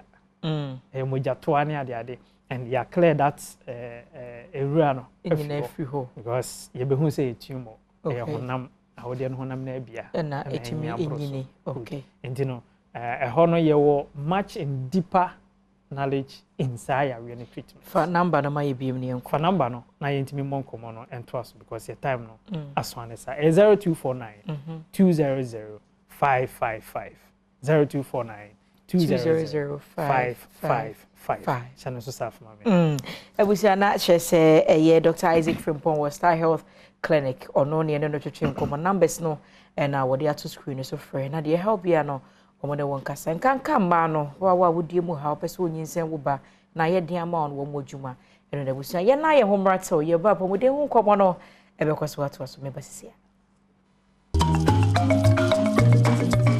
yensa eni apomode hu enkomo na enkomo aye ba bedie no we ye de ba wa fiefie mu fabisi wo mpati yade atete wo yade wakoa enko a ye wachede bi di ma wanopai we na ya chede ye gifts na ye de ma ya dofo a wonom ehwe Adom TV ehwe afisiam Sabri nti opanya me ne be hwehwe nkomo no ye general manager Kennedy Osafo Jenny Angels Dominion Herbal Center on na be cha wade anopai na chede kase pa eno de ma na chede we no ye powder we de anase we de simpadity na wononom ye powder be ya heni ho nkomo opanya safo mache ye nuame ni aba me da senso sa achede atisei wo de brain o ka say achede bi o ho ye de be mo mani je ho bat na me expect say achede kese yeah because Dominion Herbal powder de odi ti obi a watch na achede kese yeah watch ni bibia yeah do kan no pe na fi me kuma to me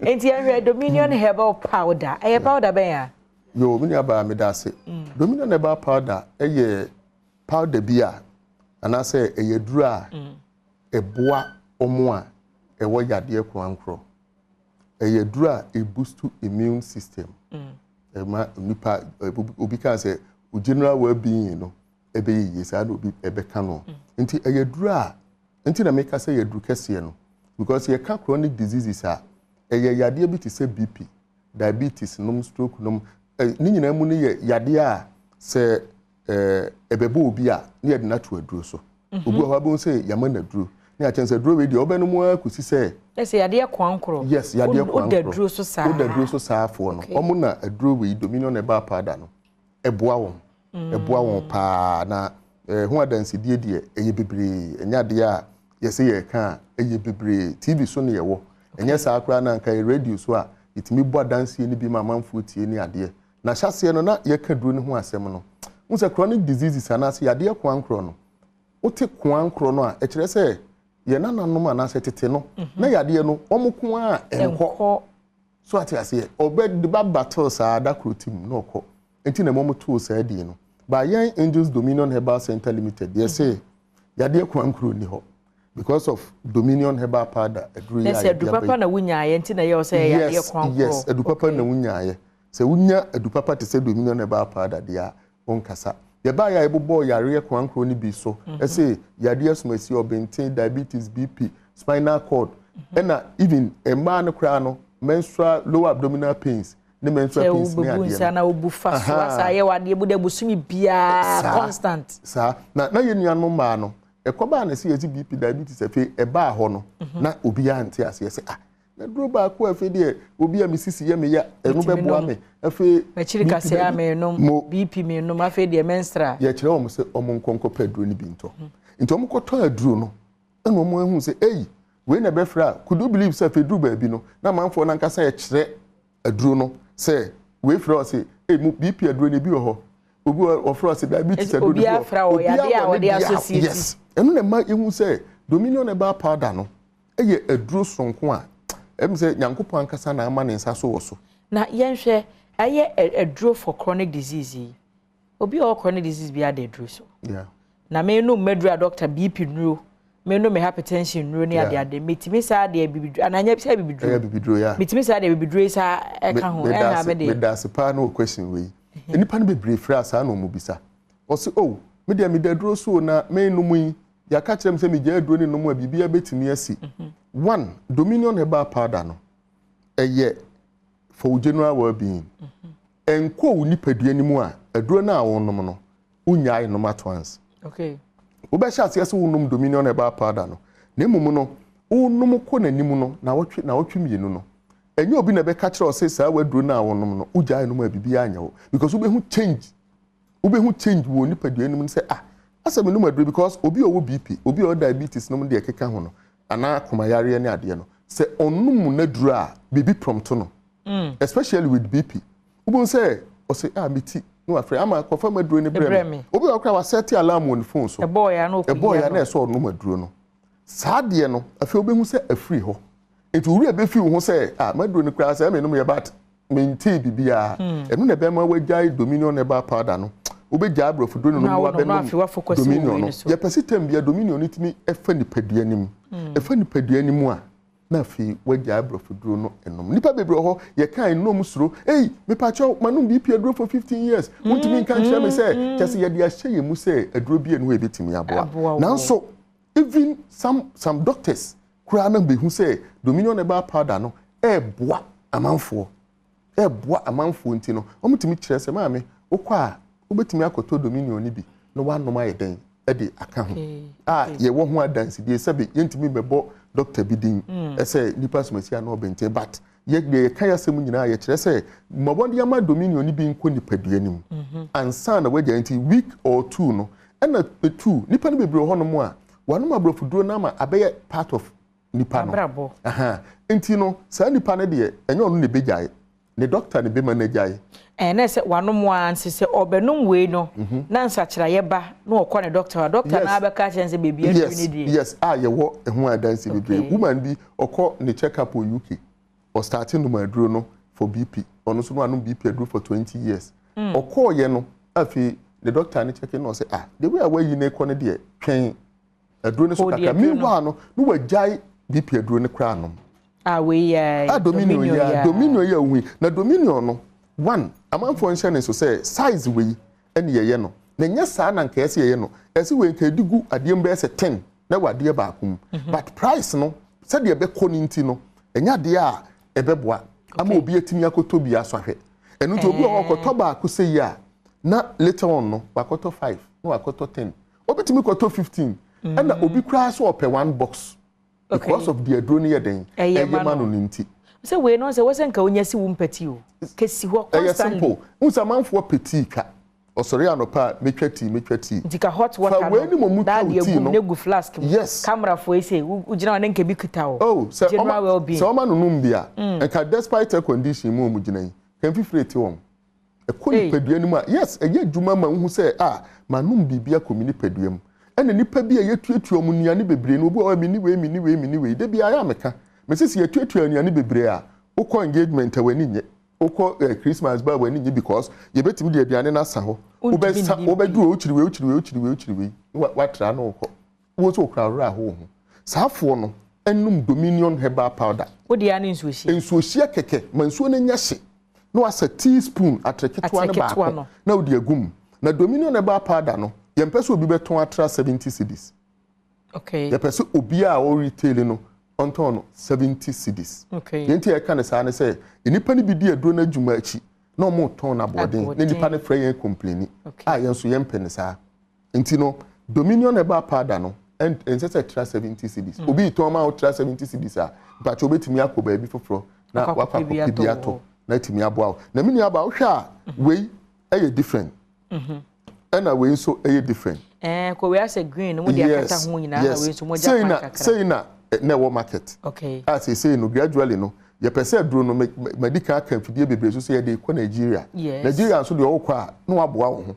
nti ye niema bi wo ho a wo hwe QR code na barcode enyina wo ho a ya hye na atade foforo nti atade ne keke samiti hoyi sabi me Roma tade a entrese me ne kana bibiem nti saa na yenti we no e wo market a ye ton but gradually ndabi ho abeko no bozi we bi frame a e the same thing just say pese ye na tade yie say de be ye betimi ne omo no from say omo Nigeria na de betimi no omo de asie ye hwe obi pedodo atu a number bend of frame number betimi afre no especially ya bi no frame say hin na menya bi ya omo susu say ye wo ba bi Fakwa hospital there be yes herbal shop yes it's can say ohwe ho a FDA number e wo ho I say o mama approval I say yetimi eton yetimi bo ho dawru baby eton aduro bia bi wo ho baby eton aduro bia beko no yentimi mo we nyi we ti say o kan shi say o kwa repash no na nabo achi no Little George Tema Tony K Suhum no ne Nagiza no mo e wo so manya nyina o mo wo bi na number bit media free no office number ne 0543 15 8195 0543 15 8195 ena obi wo especially omo e wakra no ya no mo pebi no mani abre company ni won kokko enti ye de be ba no obi wo sa che no obi kra to 5 no obi kra to say enti ye wo agent wa ha onye obi a obeton amount as wholesaler or your agent or company ne ho into the open factory price na no de be ma okay the number is 0249 591 843 okay 0249 591 843 na office number 0543158195 no baby obi wo bia ope contact se bia tamale ye wo agent wo ho na ye ka se de obo numbers na tu dwa be do so na US UK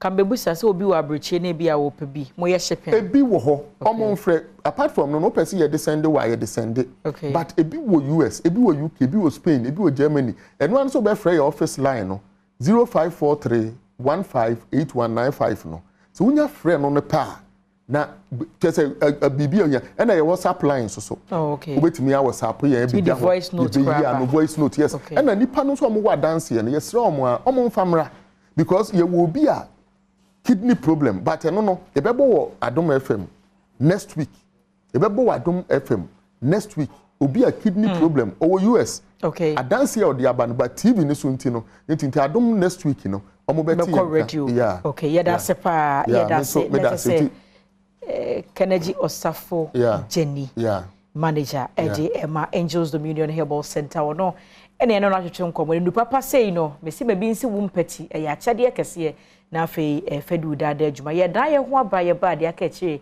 ebetwa so e wa fisem so enko ba bia ye basia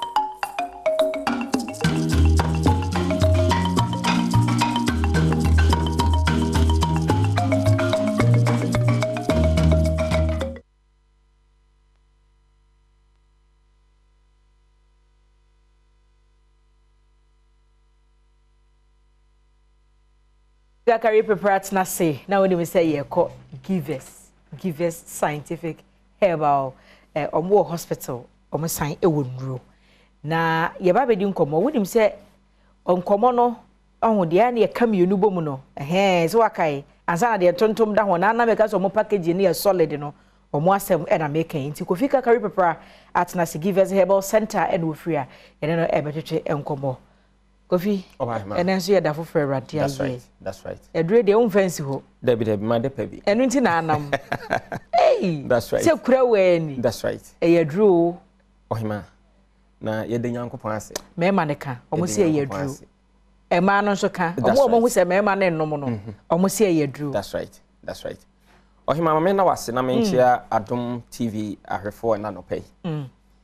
Say ye bahan mo ya ne pese educate kakra ansana ya ma possible cure. Yes. So what should do kra me ya friend give us GC capsules.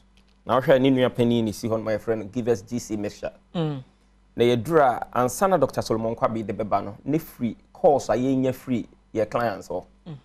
Because enipa be brain be frɛ wa when you infection. But my mean put on record say infection dodo na ye can the reproductive organ no hono.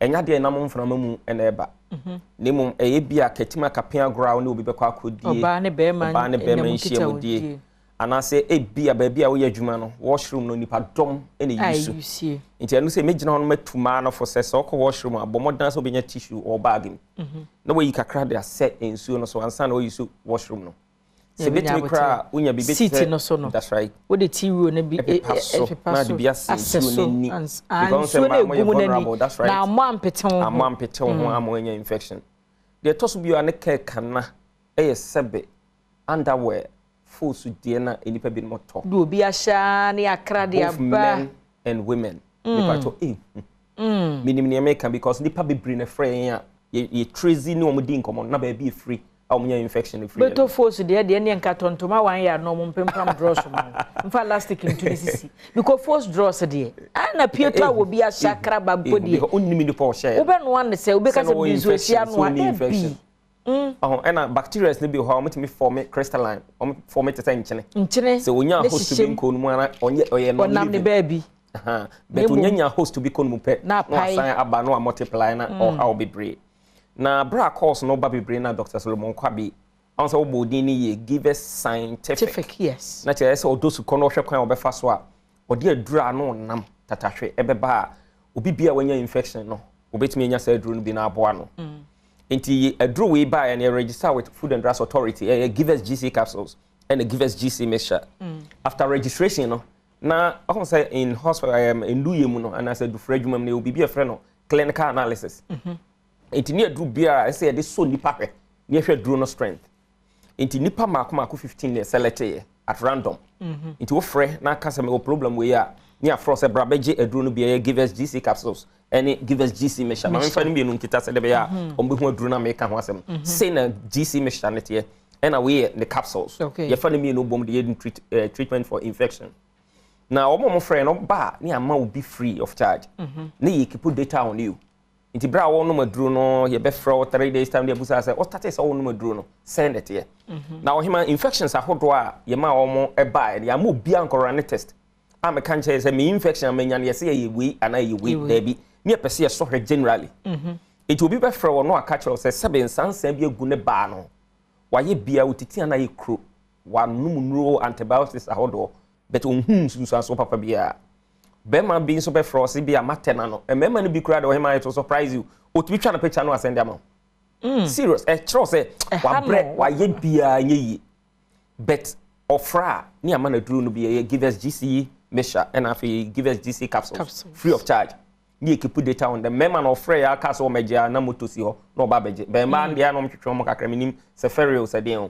but e bi o ha me ankasa am two card come am kakran oba bi be frost se be nsu ogume mako hospital ya wo me panie ya mama antibiotics ama me nom enu achi ya mama dem de hye mase be ma ye bienye ye e basa no ma start reading meanings into it say bia ye hunhum asem be ye bi efie bi na ye no de be ni ade mesro aduru wi enye spiritual physical aduru but ye de ma asaafo no eko ne ma no mpo de ni kase ma wo mu ne so your ba na se bi nso bi gu na ye unpleasant e bia enka kakra e wo mu a e ma wase bi be so onum give us GC measure na tie and give us GC capsules na wa bre be treat sa infection no be ma be wie no e wo morbid component bi wo mu a e be morbid moisture bi a e wo wase to both why you dry to be for say masa e keto am de mensa wura kra nko mesre wa sanity because so far as I do no fighting infection no e ni se eja bibia e wo mu iti be morbid sa na mani nyina kunkum bacteria ni nyina e de ama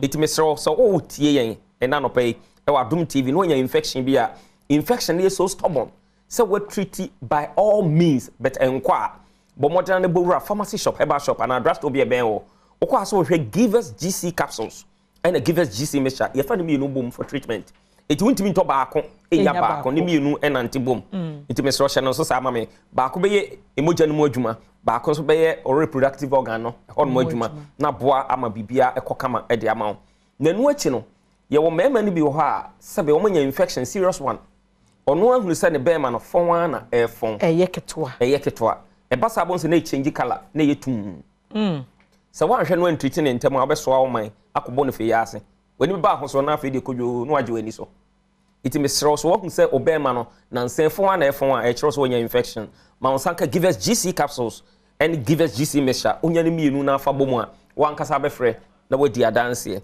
enu achi no so yo ba na wo hwe me ebia wanya hormonal imbalance binti ama menses na nsisisu ye wanya menstrual cramps ama sebe onya menses na wo feel some severe pains any ade a me pacho wodro any kita me wa hai your friend give us GC mixture and give us GC capsules your friend me no bom nemo mo hema me sra obi bia beto dro bi for treatment no me the number beto dwa minim se your number no go screen so afraying because enie ma bi wo ha ye be mo agya adie yentimi nkani nyina ewosima du yintem to frɛn a ni ato ye bo asa kyekhyem e de akyerɛ na no achi no ye bɛpɛ no bɛfa yɔnko ti bra no ye no bedi nkita ho ni ebisa sɛ de ofa duro no sɛ de esifa ɛkɔ etimi srɛ wa fa number no na bibia ani a na wa frɛn ye hwɛ herbal mixture no ahema me da ase ansa na mekɔ herbal mixture no so no me pa ye number no go screen no so eguso eti bomodran na pick number no na ensama me ka wa ha na wo fry beto ye bo ase ni akyekhyem kama e de amane ha de omo bre na yete so twetiri nwia na mni ho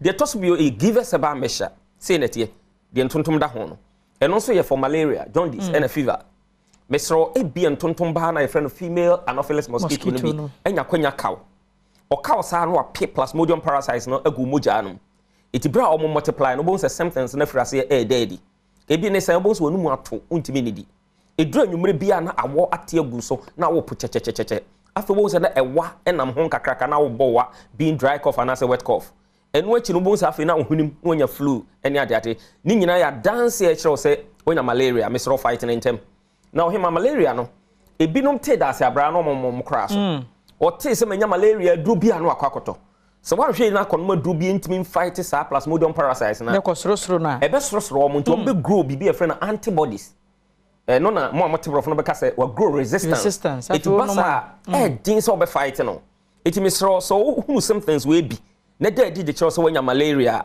go straight to any pharmacy shop and herbal shop be wo okwa aboduro ni din give us herbal mixture ti no give us herbal mixture and na top because all no we are within a short time be kumwa ni nyina e de ama no free na ni kase wo mu ne se ye tenkan ne brono ahodo de entontom ye nyina but the question is identity na ye nyina nya malaria ejina wo immune system how stronger eti wo immune system na very strong no won tontom no bi beka wo na so apetampe it is a 1% tonton beka na benya malaria ni bia forgive us about measure e wodru e basa e boost immune system no nti tonton ka okra petampe on chefe numbers no ne yonko your friend give us heba measure na mesro otonro ni nyina bia your numbers abetumi afra na ya bonkomo no e 0543 222 470 ti number ni bio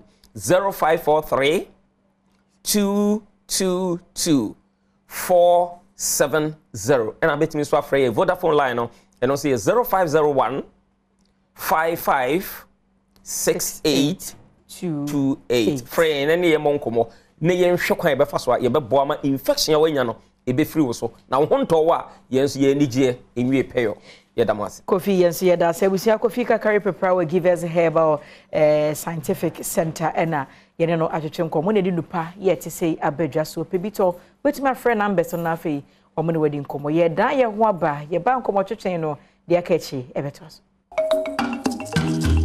Ebrason CD enkomo foforo na sa nkomo we no ye kwa kogina Adom achede Grace Gift Herbal Clinic and Laboratory Services unim se brano ya na yetan wo mudi nkomo sebe ya opomuden no a echia no obetumi de asikwan mu ama wo na sabre gabi atena se sanso no fa kodwo enso atena senti no mema wo mu akwaba na nkomo no entoa so ebuze penifo mama kwaba ya konfo a mpeso egboro minim se ohoye die ahwefo so hoye nyame adom ene nso so ye se de o kan ye no adom achede Grace Gift that's what I'm saying adom achede onyankompon de che dokota Grace buodo no o kan kire ne se o de che kwa enti ya ono nso fa makwa enti dani de bia ye bebe fidie so ni ahwefo abedi nkomo no ye kwa yija wo mo biribi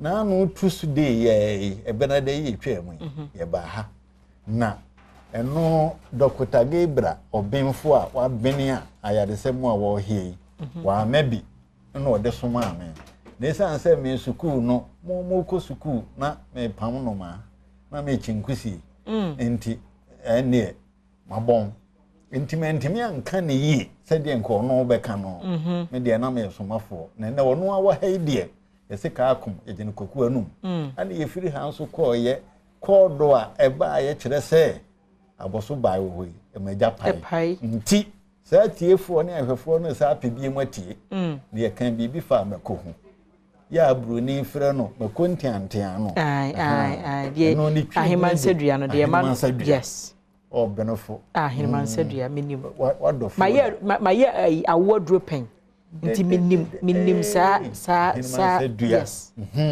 na de brofo din so de kayem pepe ye ose aheman sadua ne brofo din de kayem pepe ayo na duro bi wo mu a eye nsankyere ne dokota wa ha de na ena ye me de pa no ye fra na kapo samsen obeka ho asem yanko doctor ho dog de obase na ese research no wa ye ne kuta no obeyi ya to ho no ma papa je ze onim de oye dog na no mudi meko fianfia ne ho nkomo na musi de na wo mu anti em se Africa se ye wade a ye wu ade ba ko ye ya pa no sa hini man se duye ya wokan ye dru pa bruni friend kan pepe na o hear researcher both US doctors European doctors o ma ya fa ho a enya de ketwa your one doctor di a friend Dr. Pamplona or Adventist or one of the known researcher into natural medicine on also kasa fa ho yie pa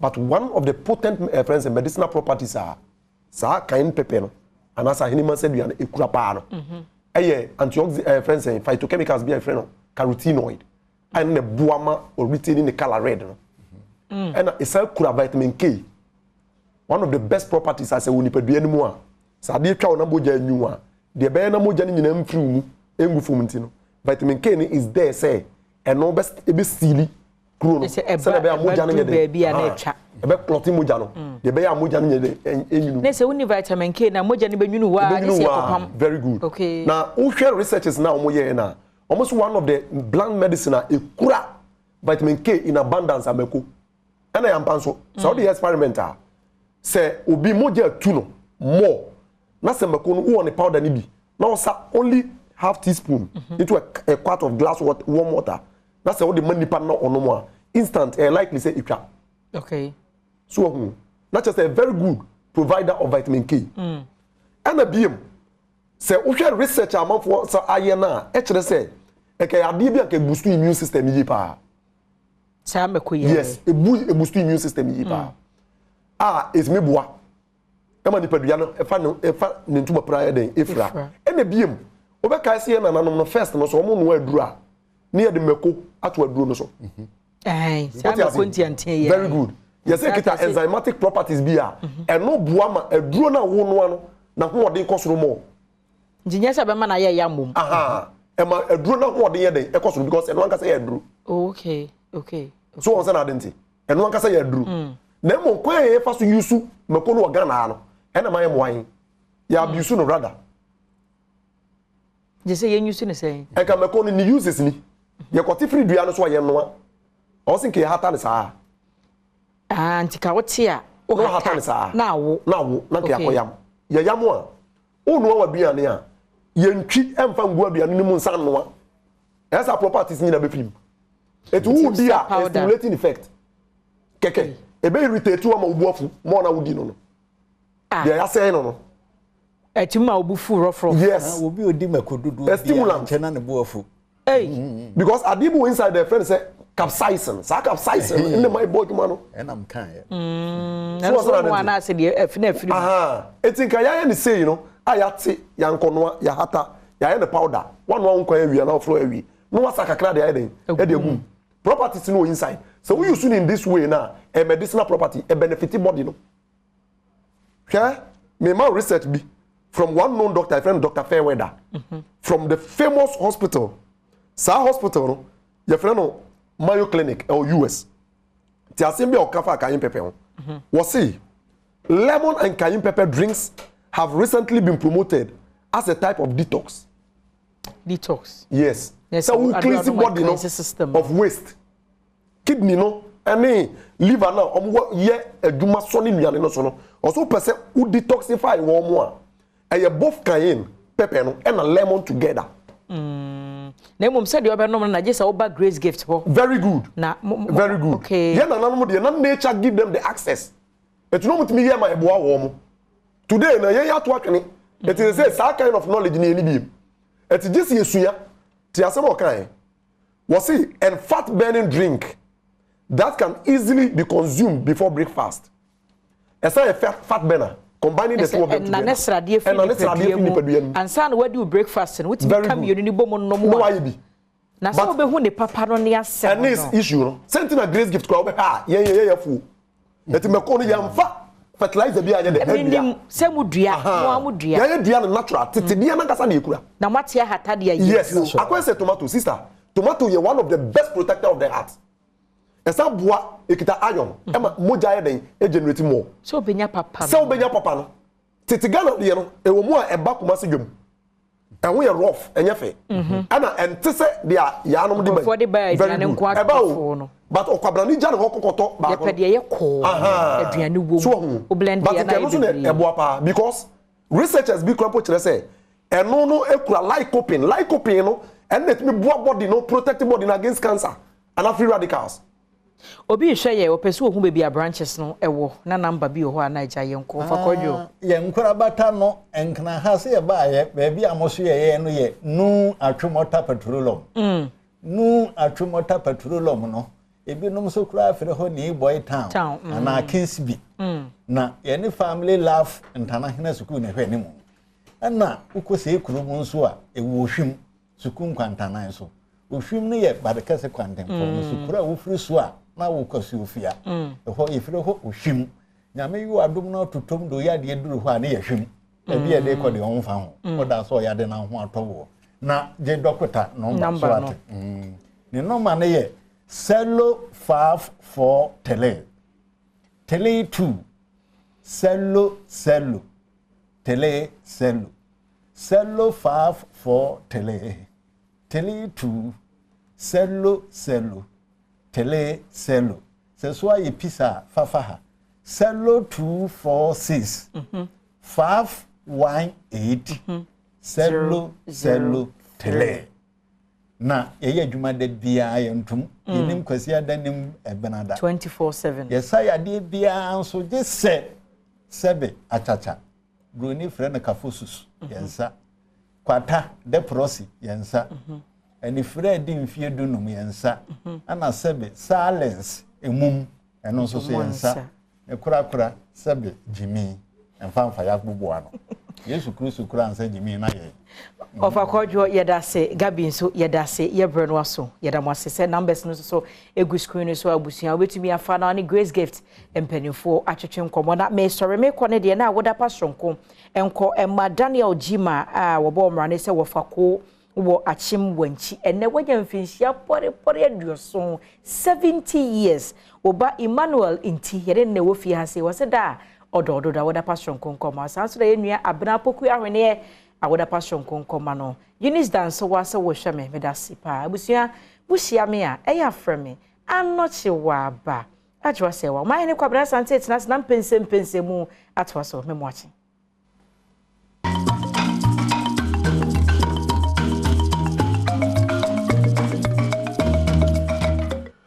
Okay, so yasa by da not sure about say ono so this come kama say abre try come no so say dika bo the Rachel say sector minister works in housing member of parliament for Bantama former deputy chief of staff atnase oni ye betwetwe nkomo aban hihye bia odi aba fiti na no fiade nam ka say many boss e wo social media e fa rent ho aban partner ankwankra na waboa mabunu ni Ghana fo ade hye omo hia and the rent once anya 1 year na 2 years anya 2 years na 3 years na akoyen sembe but wo sa akotena fie no every day if you run no challenge nti how bibre wo hono ma san hye aban dia baby obeyi ye nyina ye nti ase ye nwie ye nti minister ba no de be stress obeya man say obekire mu akusi o kire mu si wie a that's a bre wo wa we have the next 45 minutes o kire mu si wie that's a bre wo wa na ye busa ne nsem ba ko mienu miensa bi na fe ye bre sa wo bi ma ya ma wo so akwanya na wo so atime busa no eye ba ko mienu mi say mo official pa sa mo akwa ba so rare minister media saba ene de miase say one jebre say the busy schedule no one on abedi eyenkomo so this is the time ani na ye twen ye nim se mutiri mpo papa amode ba no manwene nyoma ni yi pa ti sa rent ho nsem be na aban de abatese yo minia omahene didi kan se metia otifo now can we say mental and it's interesting this is my first time TV live TV interview I think so wow oh Badwam wow yeah as a obviously as a minister yes you know ya konya kese ma me das pi so nti say na o kan no na no benada na ye o ma panyini abedi atwe ye Vice President Alhaji Dr.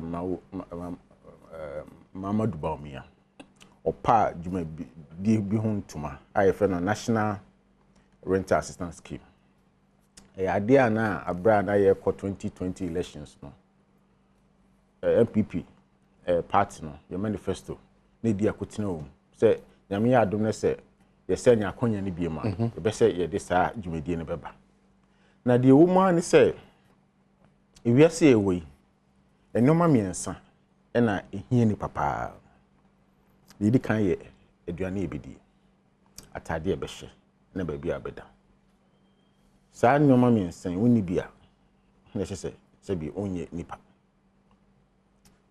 na enti aban so for a long time Ghana ham so no you can be say our housing deficit enipa dodo ehia dan no edoso sen dan an ewo enipa dodo ehia dan no ye bro dan ewo ho exactly they say 1.8 housing units million housing units in deficit Ghana just say ehia intiama economics mun e ka say demand and supply imbalance ama some disequilibrium bi aba nti ama landlord no omo to me cause favor omo because tenants no omo need choice nti so okone say when na me dan me say e bo say na me de be ma wa apart from me bo no be atua advance say Ghana mrana wo sisia I rent bill no che say wuntimi in charge rent advance for more than 6 months and so no it's an situation you find you find yourself in it then say aban be enforce so amrana so be ko charge more than 6 a year because say me charge here next aban see there be wuntimi charge here dipa dodo na ne hia ade to be fa chiri na obe hu kukom no tiaka bi ko be tia be 5 years okra mi ho obi do odi sika si dan so no ese say oteneka ne bia o just can go si fufo nti ama ne kana aide nti aban ye say the medium to long term plan no say ye be fa kwan bi so ne si dan ni bebre na wa intimi si dan ni bebre no ese say ye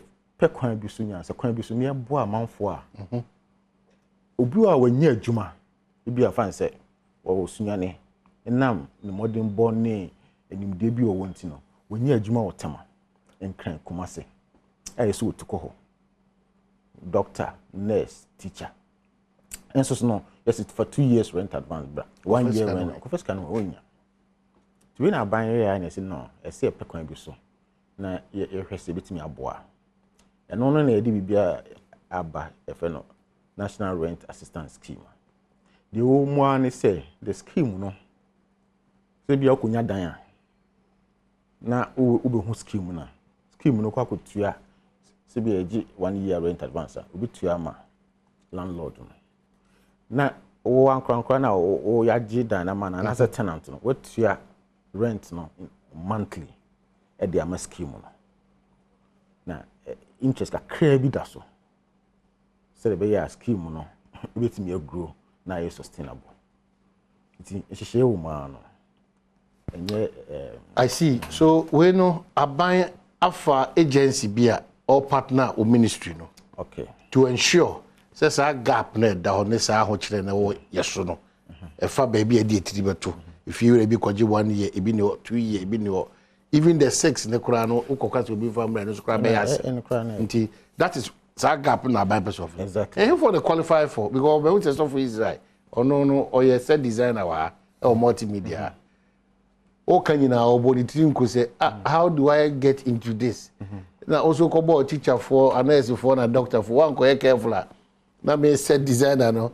Maybe I may email for you na Ghana security in see about so the boy na ni pursue ben e wo ho kwan say on betimi abey part of this big opportunity. He see a share program as no obia wo ho kwan say otimi apply.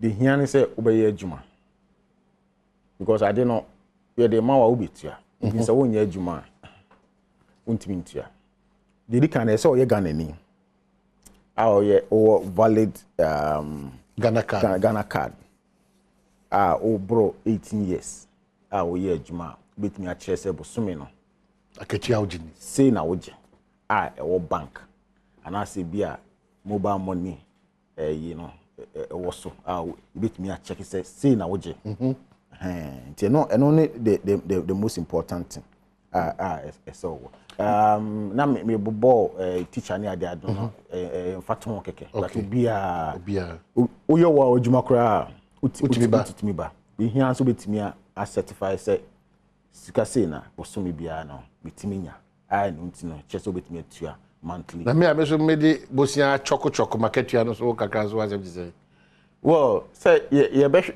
o de o people nyina ba ye be hwe say sika unya no month say bosia no say ba mi ke majiji bosia ke di bank le to ma no mo wie be de o nti no say o statement ne ba na ti meji 1005 ye hwehwe me ma ne be ka 800 nti no ho asem so mo be hwe ho asem aka be hwe ho asem aka pa because eno chese untimi ntia na the can say ye free bibi affordable renting. The United Nations, when it comes to housing, omode and she be able to say, you can't be affordable housing. na say affordable renting house, rent house na. So what they will at least 30% of your income no. That be called housing. Say be a mortgage na utia o, say monthly rent na utia o. Enti say yeah analysis necessary car when nya no account no. The bonibe kind of disposable income no. You move 30% and they say we do tia. Se ko ba se o jiji loan ni ka bi wo ho ne se ko ti sa yi na fe yen consider o ko se ultimate tia ko sika we no enye free say aban sika de ko ba bi na se easy a situation out for you say ultimate tia 1 year 2 year no ye tia sa de na ma say the obeya so be tia monthly payment. Are you piloted and say all over the regions ni na ne yes 30 you know yeah East 6 regions I dey 30 6 then I call 6 name. Okay. If you say scanner a wo sisi no enye you say aban budget 30 million. Na 30 million no 18 million na aban enya de aman sisi a dey start. Enti rent advance issues nso so a Ghana ha no. Your regions bi o ha eno na omo na di mo akotene pa e omo asem kese pa Greater Accra obviously because of Accra, Ashanti region, Ashanti Mantem because of Kumasi, Western region because of Secondary Takrade, Eastern region because of Koforidua, Bono East region because of specific Bono East Techiman. Rent issues here, big issues so and Tamale. Until so 6 regions, Northern region. So 6 regions and a year they starting. We are hoping say ye ne say year aban this can be become na yetim so a several other Minister no me komna santi na me hu dan e wo Chantan anase abokobi anase ahodjo anase sotuum anase awrowa anase borga me na me hu me dan ti me na me identify dan no na mo makoka ho asema me anase me de ma se be 2 agents na ni ma se me pe 2 bedroom me pe baby a eben ebia madwuma multimedia anti mo agents na be kwa hwe na mo ka se hwe ana me na be kwa hwe na ma ka agents o me which is which there be agency no wo enye wadwuma ni so ba kwa hwe dan mo bi because dan a me pe no ebia enye no na agency no ebedibe mami nti wa na akwa hwe dan na wa nso so okudi ano nti nso kudi ano ne se uma Ghana fo bi ni mu kudi ano a ye smart o oni fieru an kra won sa ban di bemzan e fieru afo bi ni mu so ye corrupt cameraman oni fieru an be kwa akohyehe ho nti ade kra e be bia e be 40 cities miza ona open movement was 70 cities so ne one obitua wa otuama fie mutuama fie ru an bi obekwaje nso ho na e wo ho no na odi akoya de fufuro ye a bit you no but the thing say we are the one obitua se u bukura wa obu wa exactly sanity entina very important say oji a monthly bia no betua a month ni so ne say when to mentua nhihye wo ho a we make sure bit me atua nya say ade say bia ti wa bokwa ko pedan no na muni firo na kokasa na motua woni ni kasa ona an be kasa na ma agree on the price and the rent advance duration say be 6 months or 1 year na o apply na say hwe on kratam bibia na say qualifier na you discount ama landlord. Okay, in this case no me da so landlord no contract and an agency na take over that contract between me and landlord no say dey be assemble me ko agency and na me ko landlord which is which it is shame no me na ko pay fee rent advance na dey rent advance no agency ne landlord no but the basic tenant landlord you need there so omo di yeje bola sika yeje ye property musika no we be so atua no I need the fear and asem exactly any ye wa behind that no but the basic one is a dan can dey ye tua sanity ntintumu ba if you be wa fa na afi o say me page am free abia 450 be dey 520 san tumu ni nyina no e be affect me ana ɛno no yɛ sɛ ɛkɔba sɛ sɛ mo nyinaa mo gitum so sɛ ntumu ɛba there ɛno deɛ the scheme will come in but you say your rent control rent control in a first relationship between tenant and landlord nti bibia basa rent control will deal with the matter but as long as there's an understanding say sent to eba no there the scheme will take care of it so the buyer will be too. Okay, so I feel no joining am make us say minister asenso boachi works in housing and ene twetwe nkomo ni nyina fa aban ni hihye sronko bi ode aban na obeboa ma rent ho nsensem na kwan bi su no wo so wase but ye won hihye da ho a mo amopese mo ye part of it no obeti say Ghana ni bia de dikan wo qualify by qualification the next step they say wo Ghana card idi adanse so get the other step they say enkrata do ba be gu pono so say wo pese wo kwaji 2 bedroom 3 bedroom that will be dependent on krata wo de aba no omo hwe mu fan wi na wo ankasa wako choose baby apese wo fa wo dan no anase baby apese wo kotena whether wo petrasako area ho ana wo chantai ana wo nima ana wo eye awrowa ana wo hefa ejesu estate baby a wo bia no wo choose wi a ona afi omo abem na omo ni firo na be ye nhihye na omo tua ma na afi bosu bia no so no omo to kakra kopem se brano so no se insachira ibi so ba eye odan kanimu a there's a firo ni pejemu a omo besa back bra na ya agreement na sa tim was wi na omo be the necessary adjustments na ebia na o asem busa ba community me se bia kwanya na beto ma me san kai obiem se nye regions nyina na minister se ekoso njo hwe o se western region wako Ashanti region wako Greater Accra region wako Eastern region and wako Bono East region and wasako pure northern region isa mia maku nsia we no ana wono shas ye the same thing say sikaya na aban de fem mo no na 30 million but aban en many mia no 18 million na wanya say mo fan hwedwumadi na say with the hope say the akano baba enti question is nhwe yie ne yanko take advantage eno na meka we kuti ise so eba ni see no we enye de okoji momu ni bia no awe chip no na sika na omde fem no emergency ayi no so for Israel won wase mu nyina mo ka ho ye fem musika no na wo wie no wasa awe o chip no na wato atwene en we nyina moama ka na mo ntia moama o man koso ni o man puntuo wi pe so ani o man keten dishonesty obi buaw say or behind diamond also per kwan bi so etime beat system no na eno no officer you smart and say o smart here e wa na wa smarting because uwi a o ye den ya obutua ana omo so omo hwe nkrata mu no omo ni se bi e na nchen o e pampi because omo so tefa so omo nkuntebu o mbebu no omo be say yes no ko ye je it's a good opportunity but don't try to abuse that means I'm through in this caution detractors for system BM.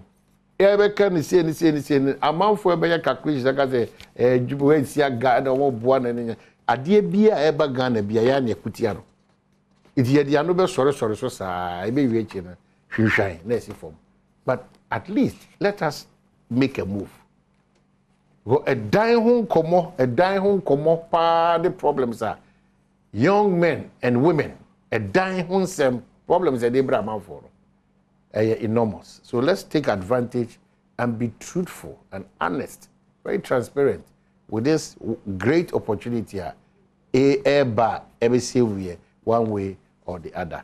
Maybe now questions back with deeper enum, then your friend we are anybody ever call outside so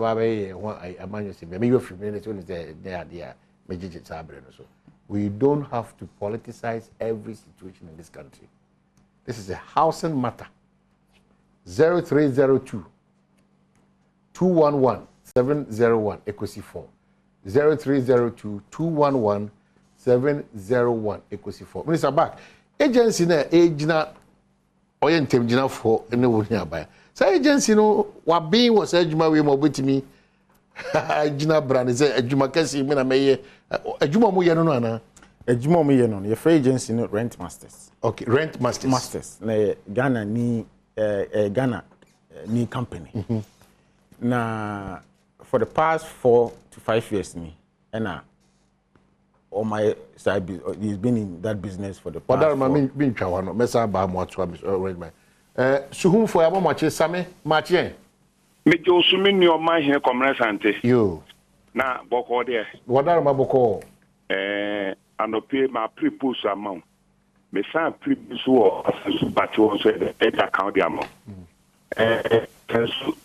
Chane say ne boss so tiano onabo bra champion oso obo pa asansu mu nyina ni pe bia wo nyina na onabo bra champion na tete won nti won su nim die no kurapi na omayeme mesre o ka say ye nyu kwa CSA program na asansu ana se president e de ba no nipa me pese me de fa wo so ne ka o kuma mi so baye eye yan ye nua okuje tabra kwa ene sami jamfi Debbie wadaruma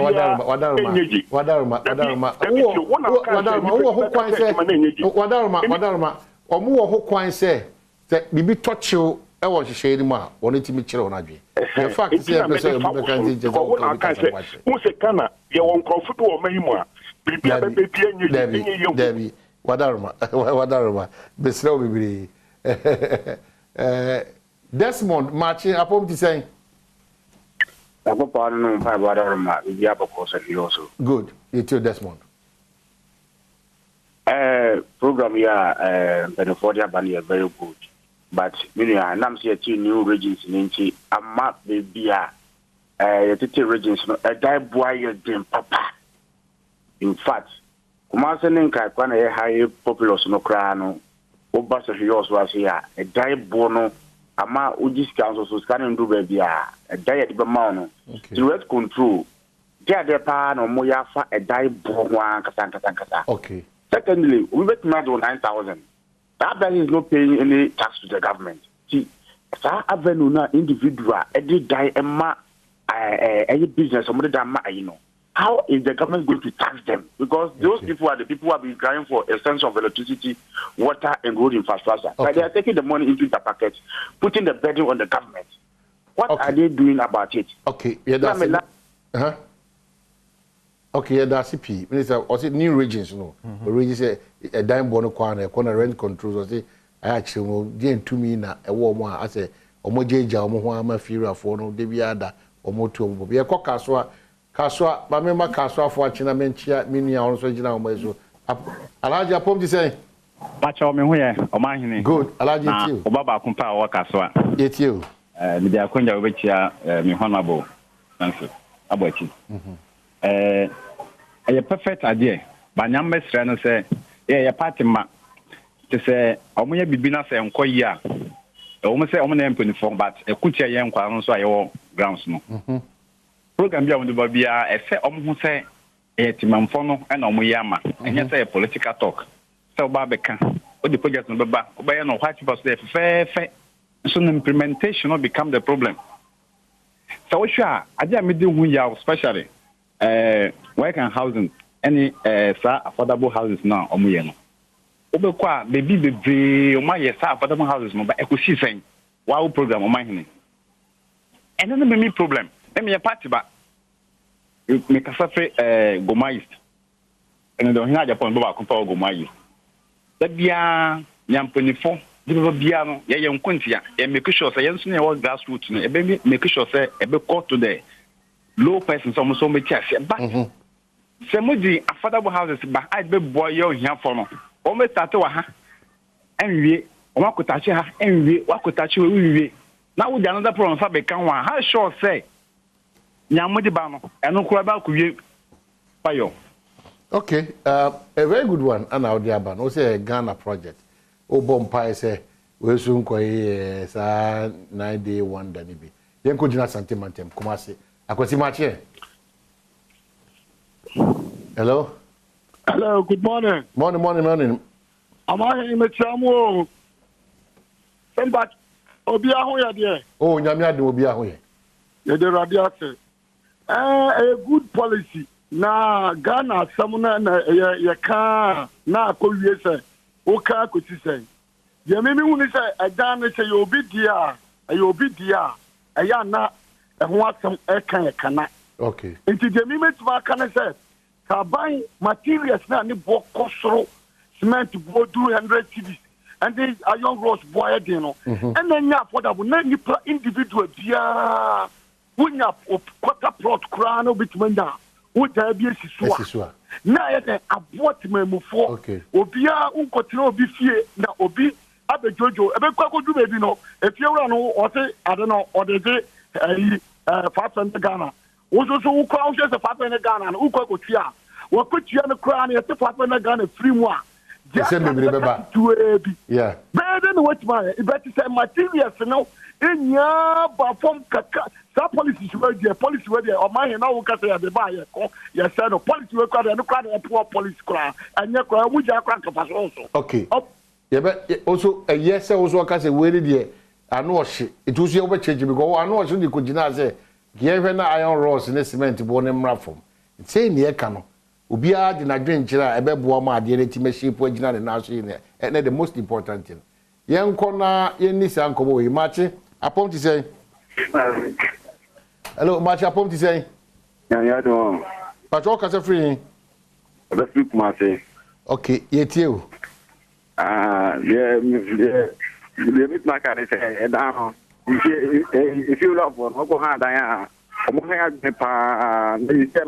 police have mandate go for no ye nya ba adwuma no you police ne ka hu bia na okay ya ye nya ba adwuma no sa hihia abandia ba ye ka hu bia na ojo bezo omuno ye da se ye fa frefo mi nu nya fe ye bra back to student minister entimi iya no kakra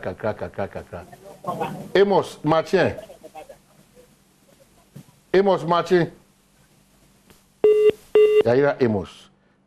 Lots of your text messages is so, but Odinoho Kwekwa Pia, Richmond, Marchi. Yeah. Hello, Richmond. Yes, sir. I'll show it to you. Yo, Mr. Mekasafi, maybe I'm in the Kankasa, and Mr. Media, maybe saying, other policies, you know, Central Region. Income at the same time, no, so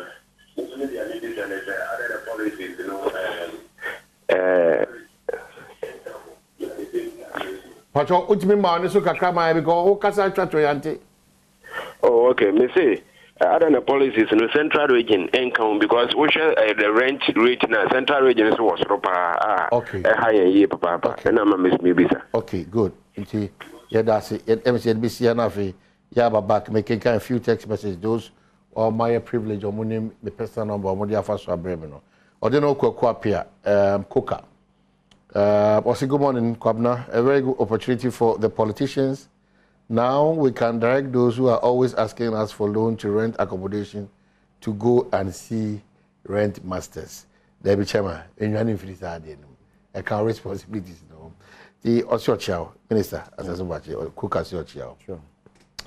Another one also says that this is a national project and let's give thanks to the MPP administration and the sector minister. My fear is that Ghanaians will abuse this great opportunity. I know there's abuse, no? It will be difficult because I keep asking, it will be Minister Tanasya, me sure for the abuse, no? Minister Ian, or say, good morning. Please ask Minister for us. We, the people of New Abrim and is it Afosu or in Eastern Region, can't pay the rent here. Single room, 350 Ghana City. Eastern Region, Eastern Region, regions now. The Koforidia, to base in the it should be in Koforidia. Okay, all right. Okay, lots of your text messages. Maybe call one friend now, Minister back then. So call us, no. There be Kaipa no. Why Central Region is left out? Central Region, Omoja Central Region, everything. Yeah, and now can see that's Richmond. So we say I'm never back. We are doing. Na me ye mimi dia fi bo anywhere there. Iti mu gina dia so bi me busai. Me busama. Oh busama ma. Your 16 regions. Okay. And I ye mu 6. Okay. Sikana e wo sisi anu ye sika bit me cover the whole country. Inti basa na you have to prioritize. So in prioritizing ɛde ani nyina so ebi a wo ba sentiment esi e so nipa dan pressure o so maka we can kadada okay say this first says any the topmost regions are with serious issues about rent exactly so rent control for them data from starting from Greater Accra Hana assembling in Nigeria Accra in Tama Kumasi Sekendi Takrade Koforidua Techima and Tamale Intina sa criteria ni issue ya the select we should raise issues about creation of new regions. Yes, new regions they create here rent issues. Rent issues which is understandable because juma bebre abaho offices bebre are created or public servants and other workers acquire juma or I understand. And we know ama BNI say base can be you consider those new regions exactly. Obinsu ne how backward by say rent control for and no muntimi hwema cement ne iron rods emma form na ono na dwene no say rent control in charge no in fact the okan cement no rent control for okay yeah na okan say the prices no ekosro e dey na rent control for rent control no and your man say or determine the price of a.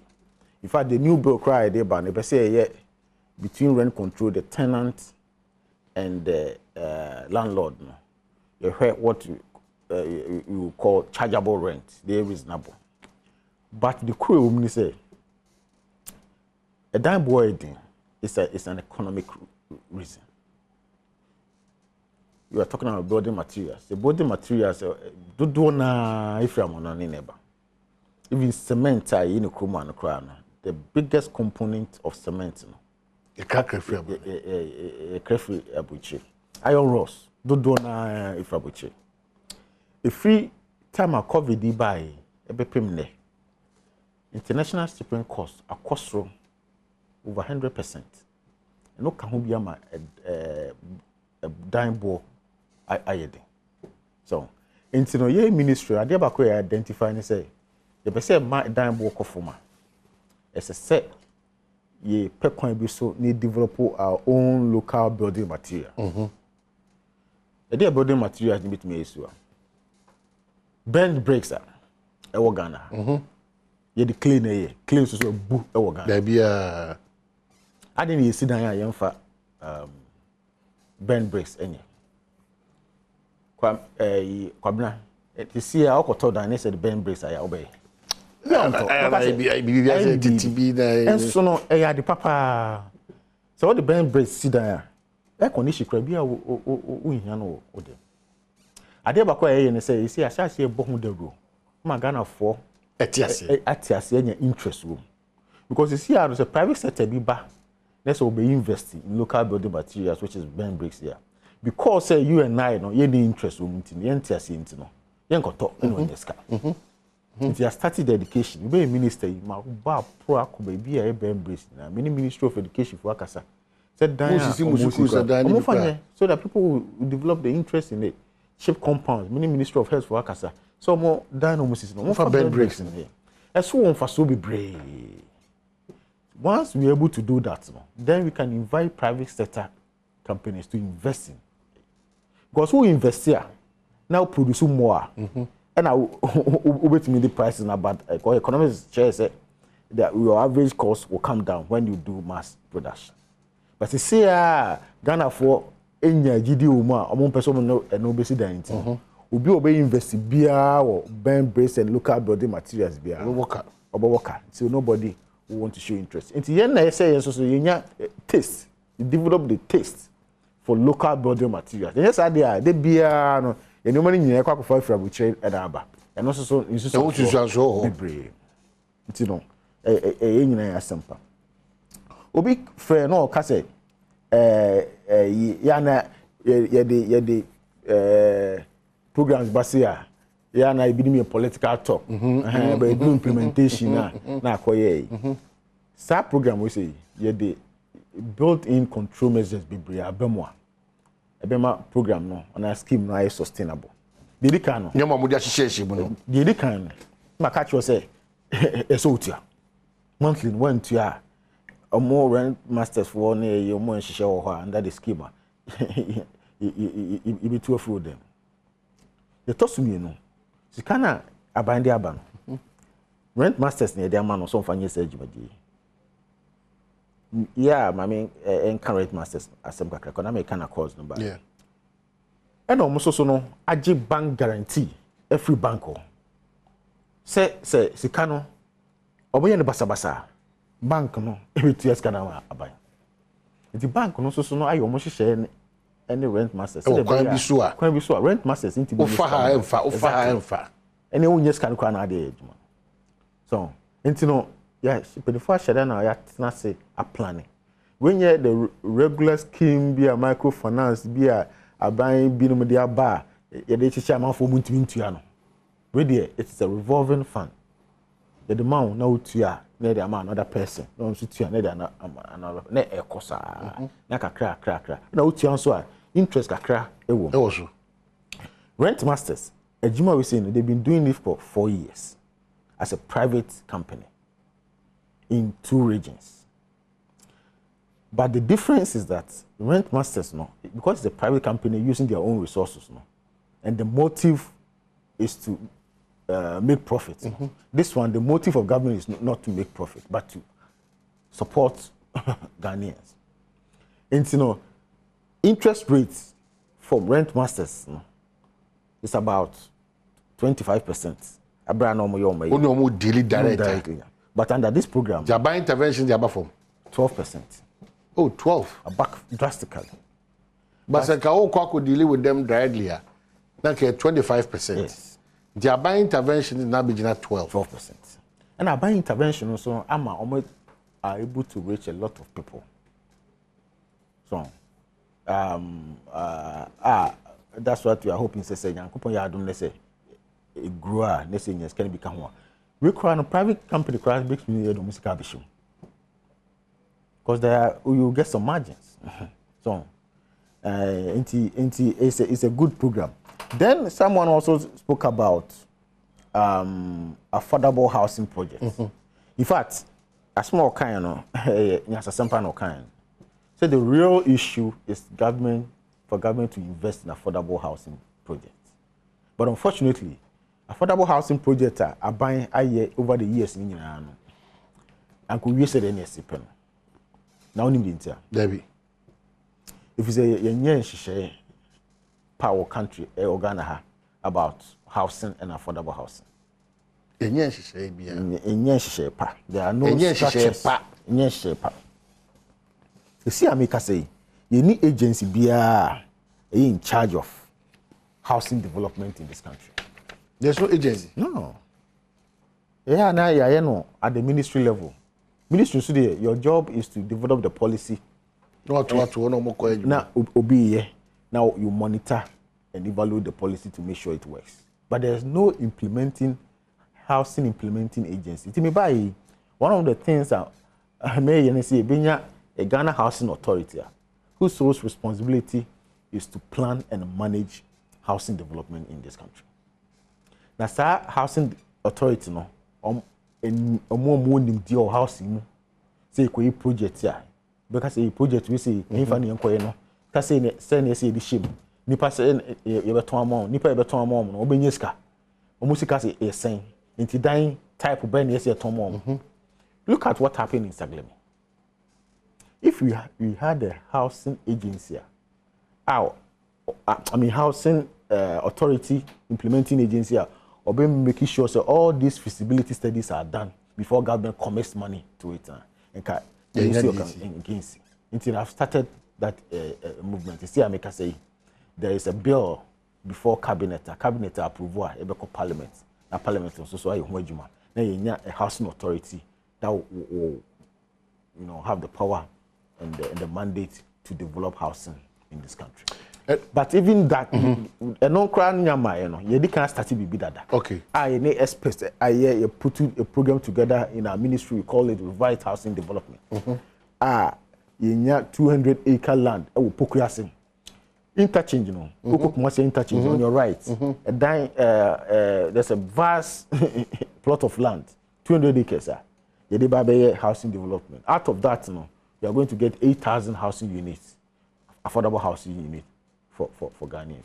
And also another site, 200 acres given to us by Anana Santihin for 82. And so for another 4,000 housing units. And you know there are plans now. Well, I say for the last year or 2 years,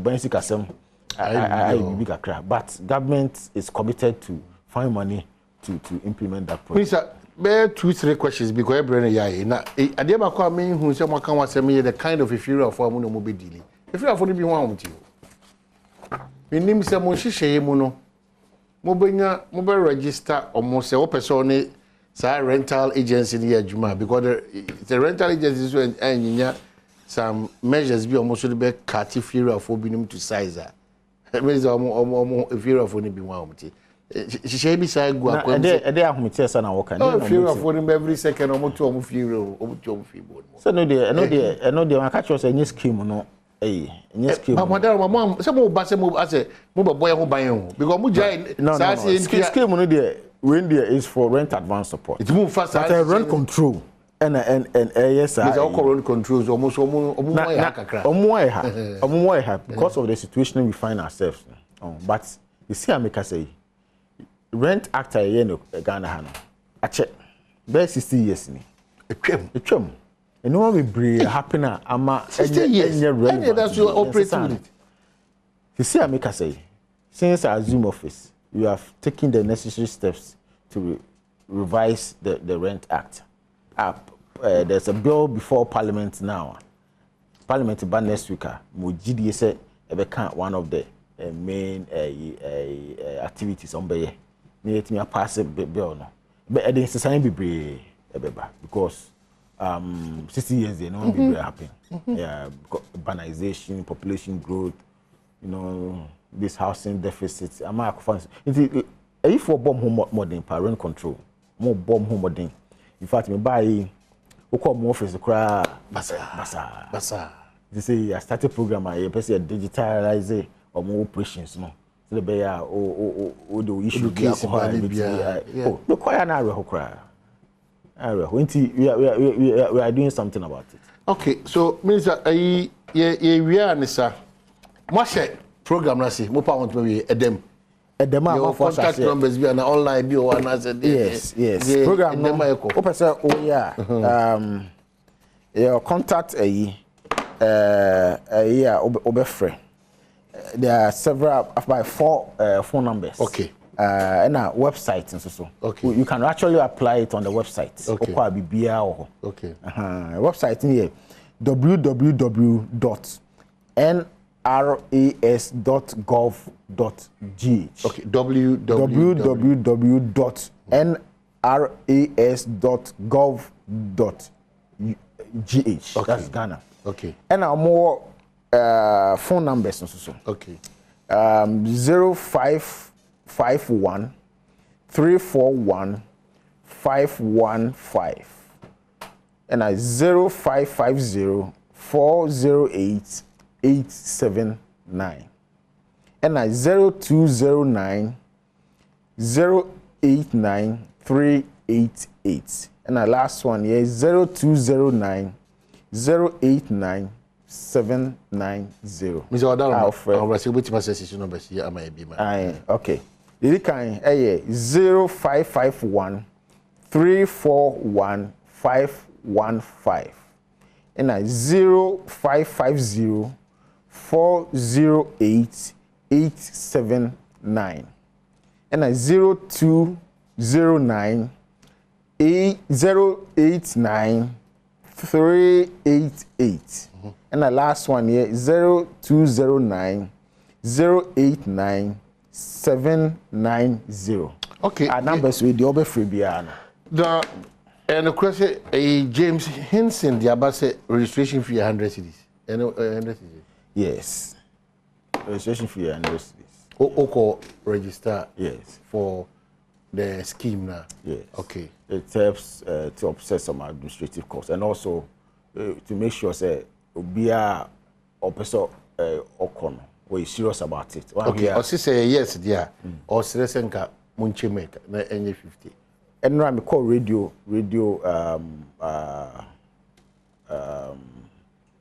Asempa.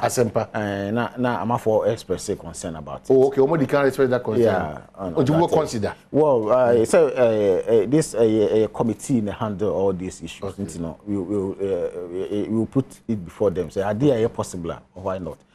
One thing that people should understand: this is a new program, and when you start implementing any new program, when you feedback, you will encounter implementation challenges. Then you learn from it and you use that opportunity to improve upon the program. Okay. And you know, all these suggestions and ideas and contributions, you know, we are not going to take them for granted. We are going to use that to improve upon. Okay. Yeah. Mr. So much we the Adom say this year there anyone about a issue back. And my observer ministry or use sanitation as you. Kayewo branch yon to musi nanka gata mutitie ne odono mutitie last mutu anamo fantastic anamo ama sure dimia any movement ministry adwuma no ministry adwuma wada ma we ma monitor odona monitor na muze mo hwehwe odo de aye adwuma wo what more pa odo de aye adwuma there's a lot of money in so but unfortunately senka sabi senke as ahubasemo yedi ehunia kasa ni woni ehunia nkema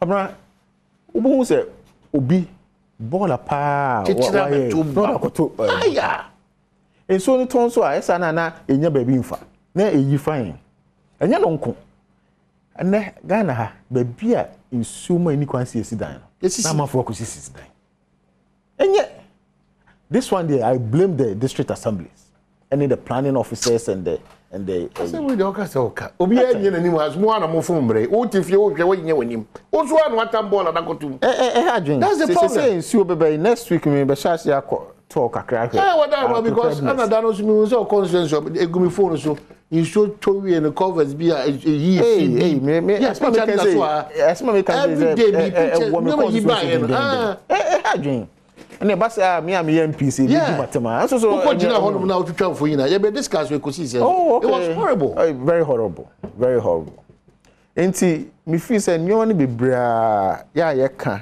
Ghana no bibia no ye say aban that's the problem and aban so yes say obe take action on certain things so akoya de foforo na akoya de aban attachment to aban so for Israel what about you option na say aban take it there no attempt no vote no please be this akoma wadarma let's fit in mind na Accra odo de hwehwan ni free on mind before asika kese be ba me etibesi ne de na afi kuma se ne miamia bi na strangely nso tiptwifa miamia bi no mo hena mo clear na ewe hia mo so because fine daubo okay any omahene mame mo abaso because anytime bia no mutie wa enoma eni kwanse Ghana for ye eno na omo ye eno na oye ade ebe ye ama Ghana tumpon na de bia 24 Ghana salute entino obo mo hu that's it minister thank you so much e dey see onyame adbechina papa no de be court no akwasi sia ba betina se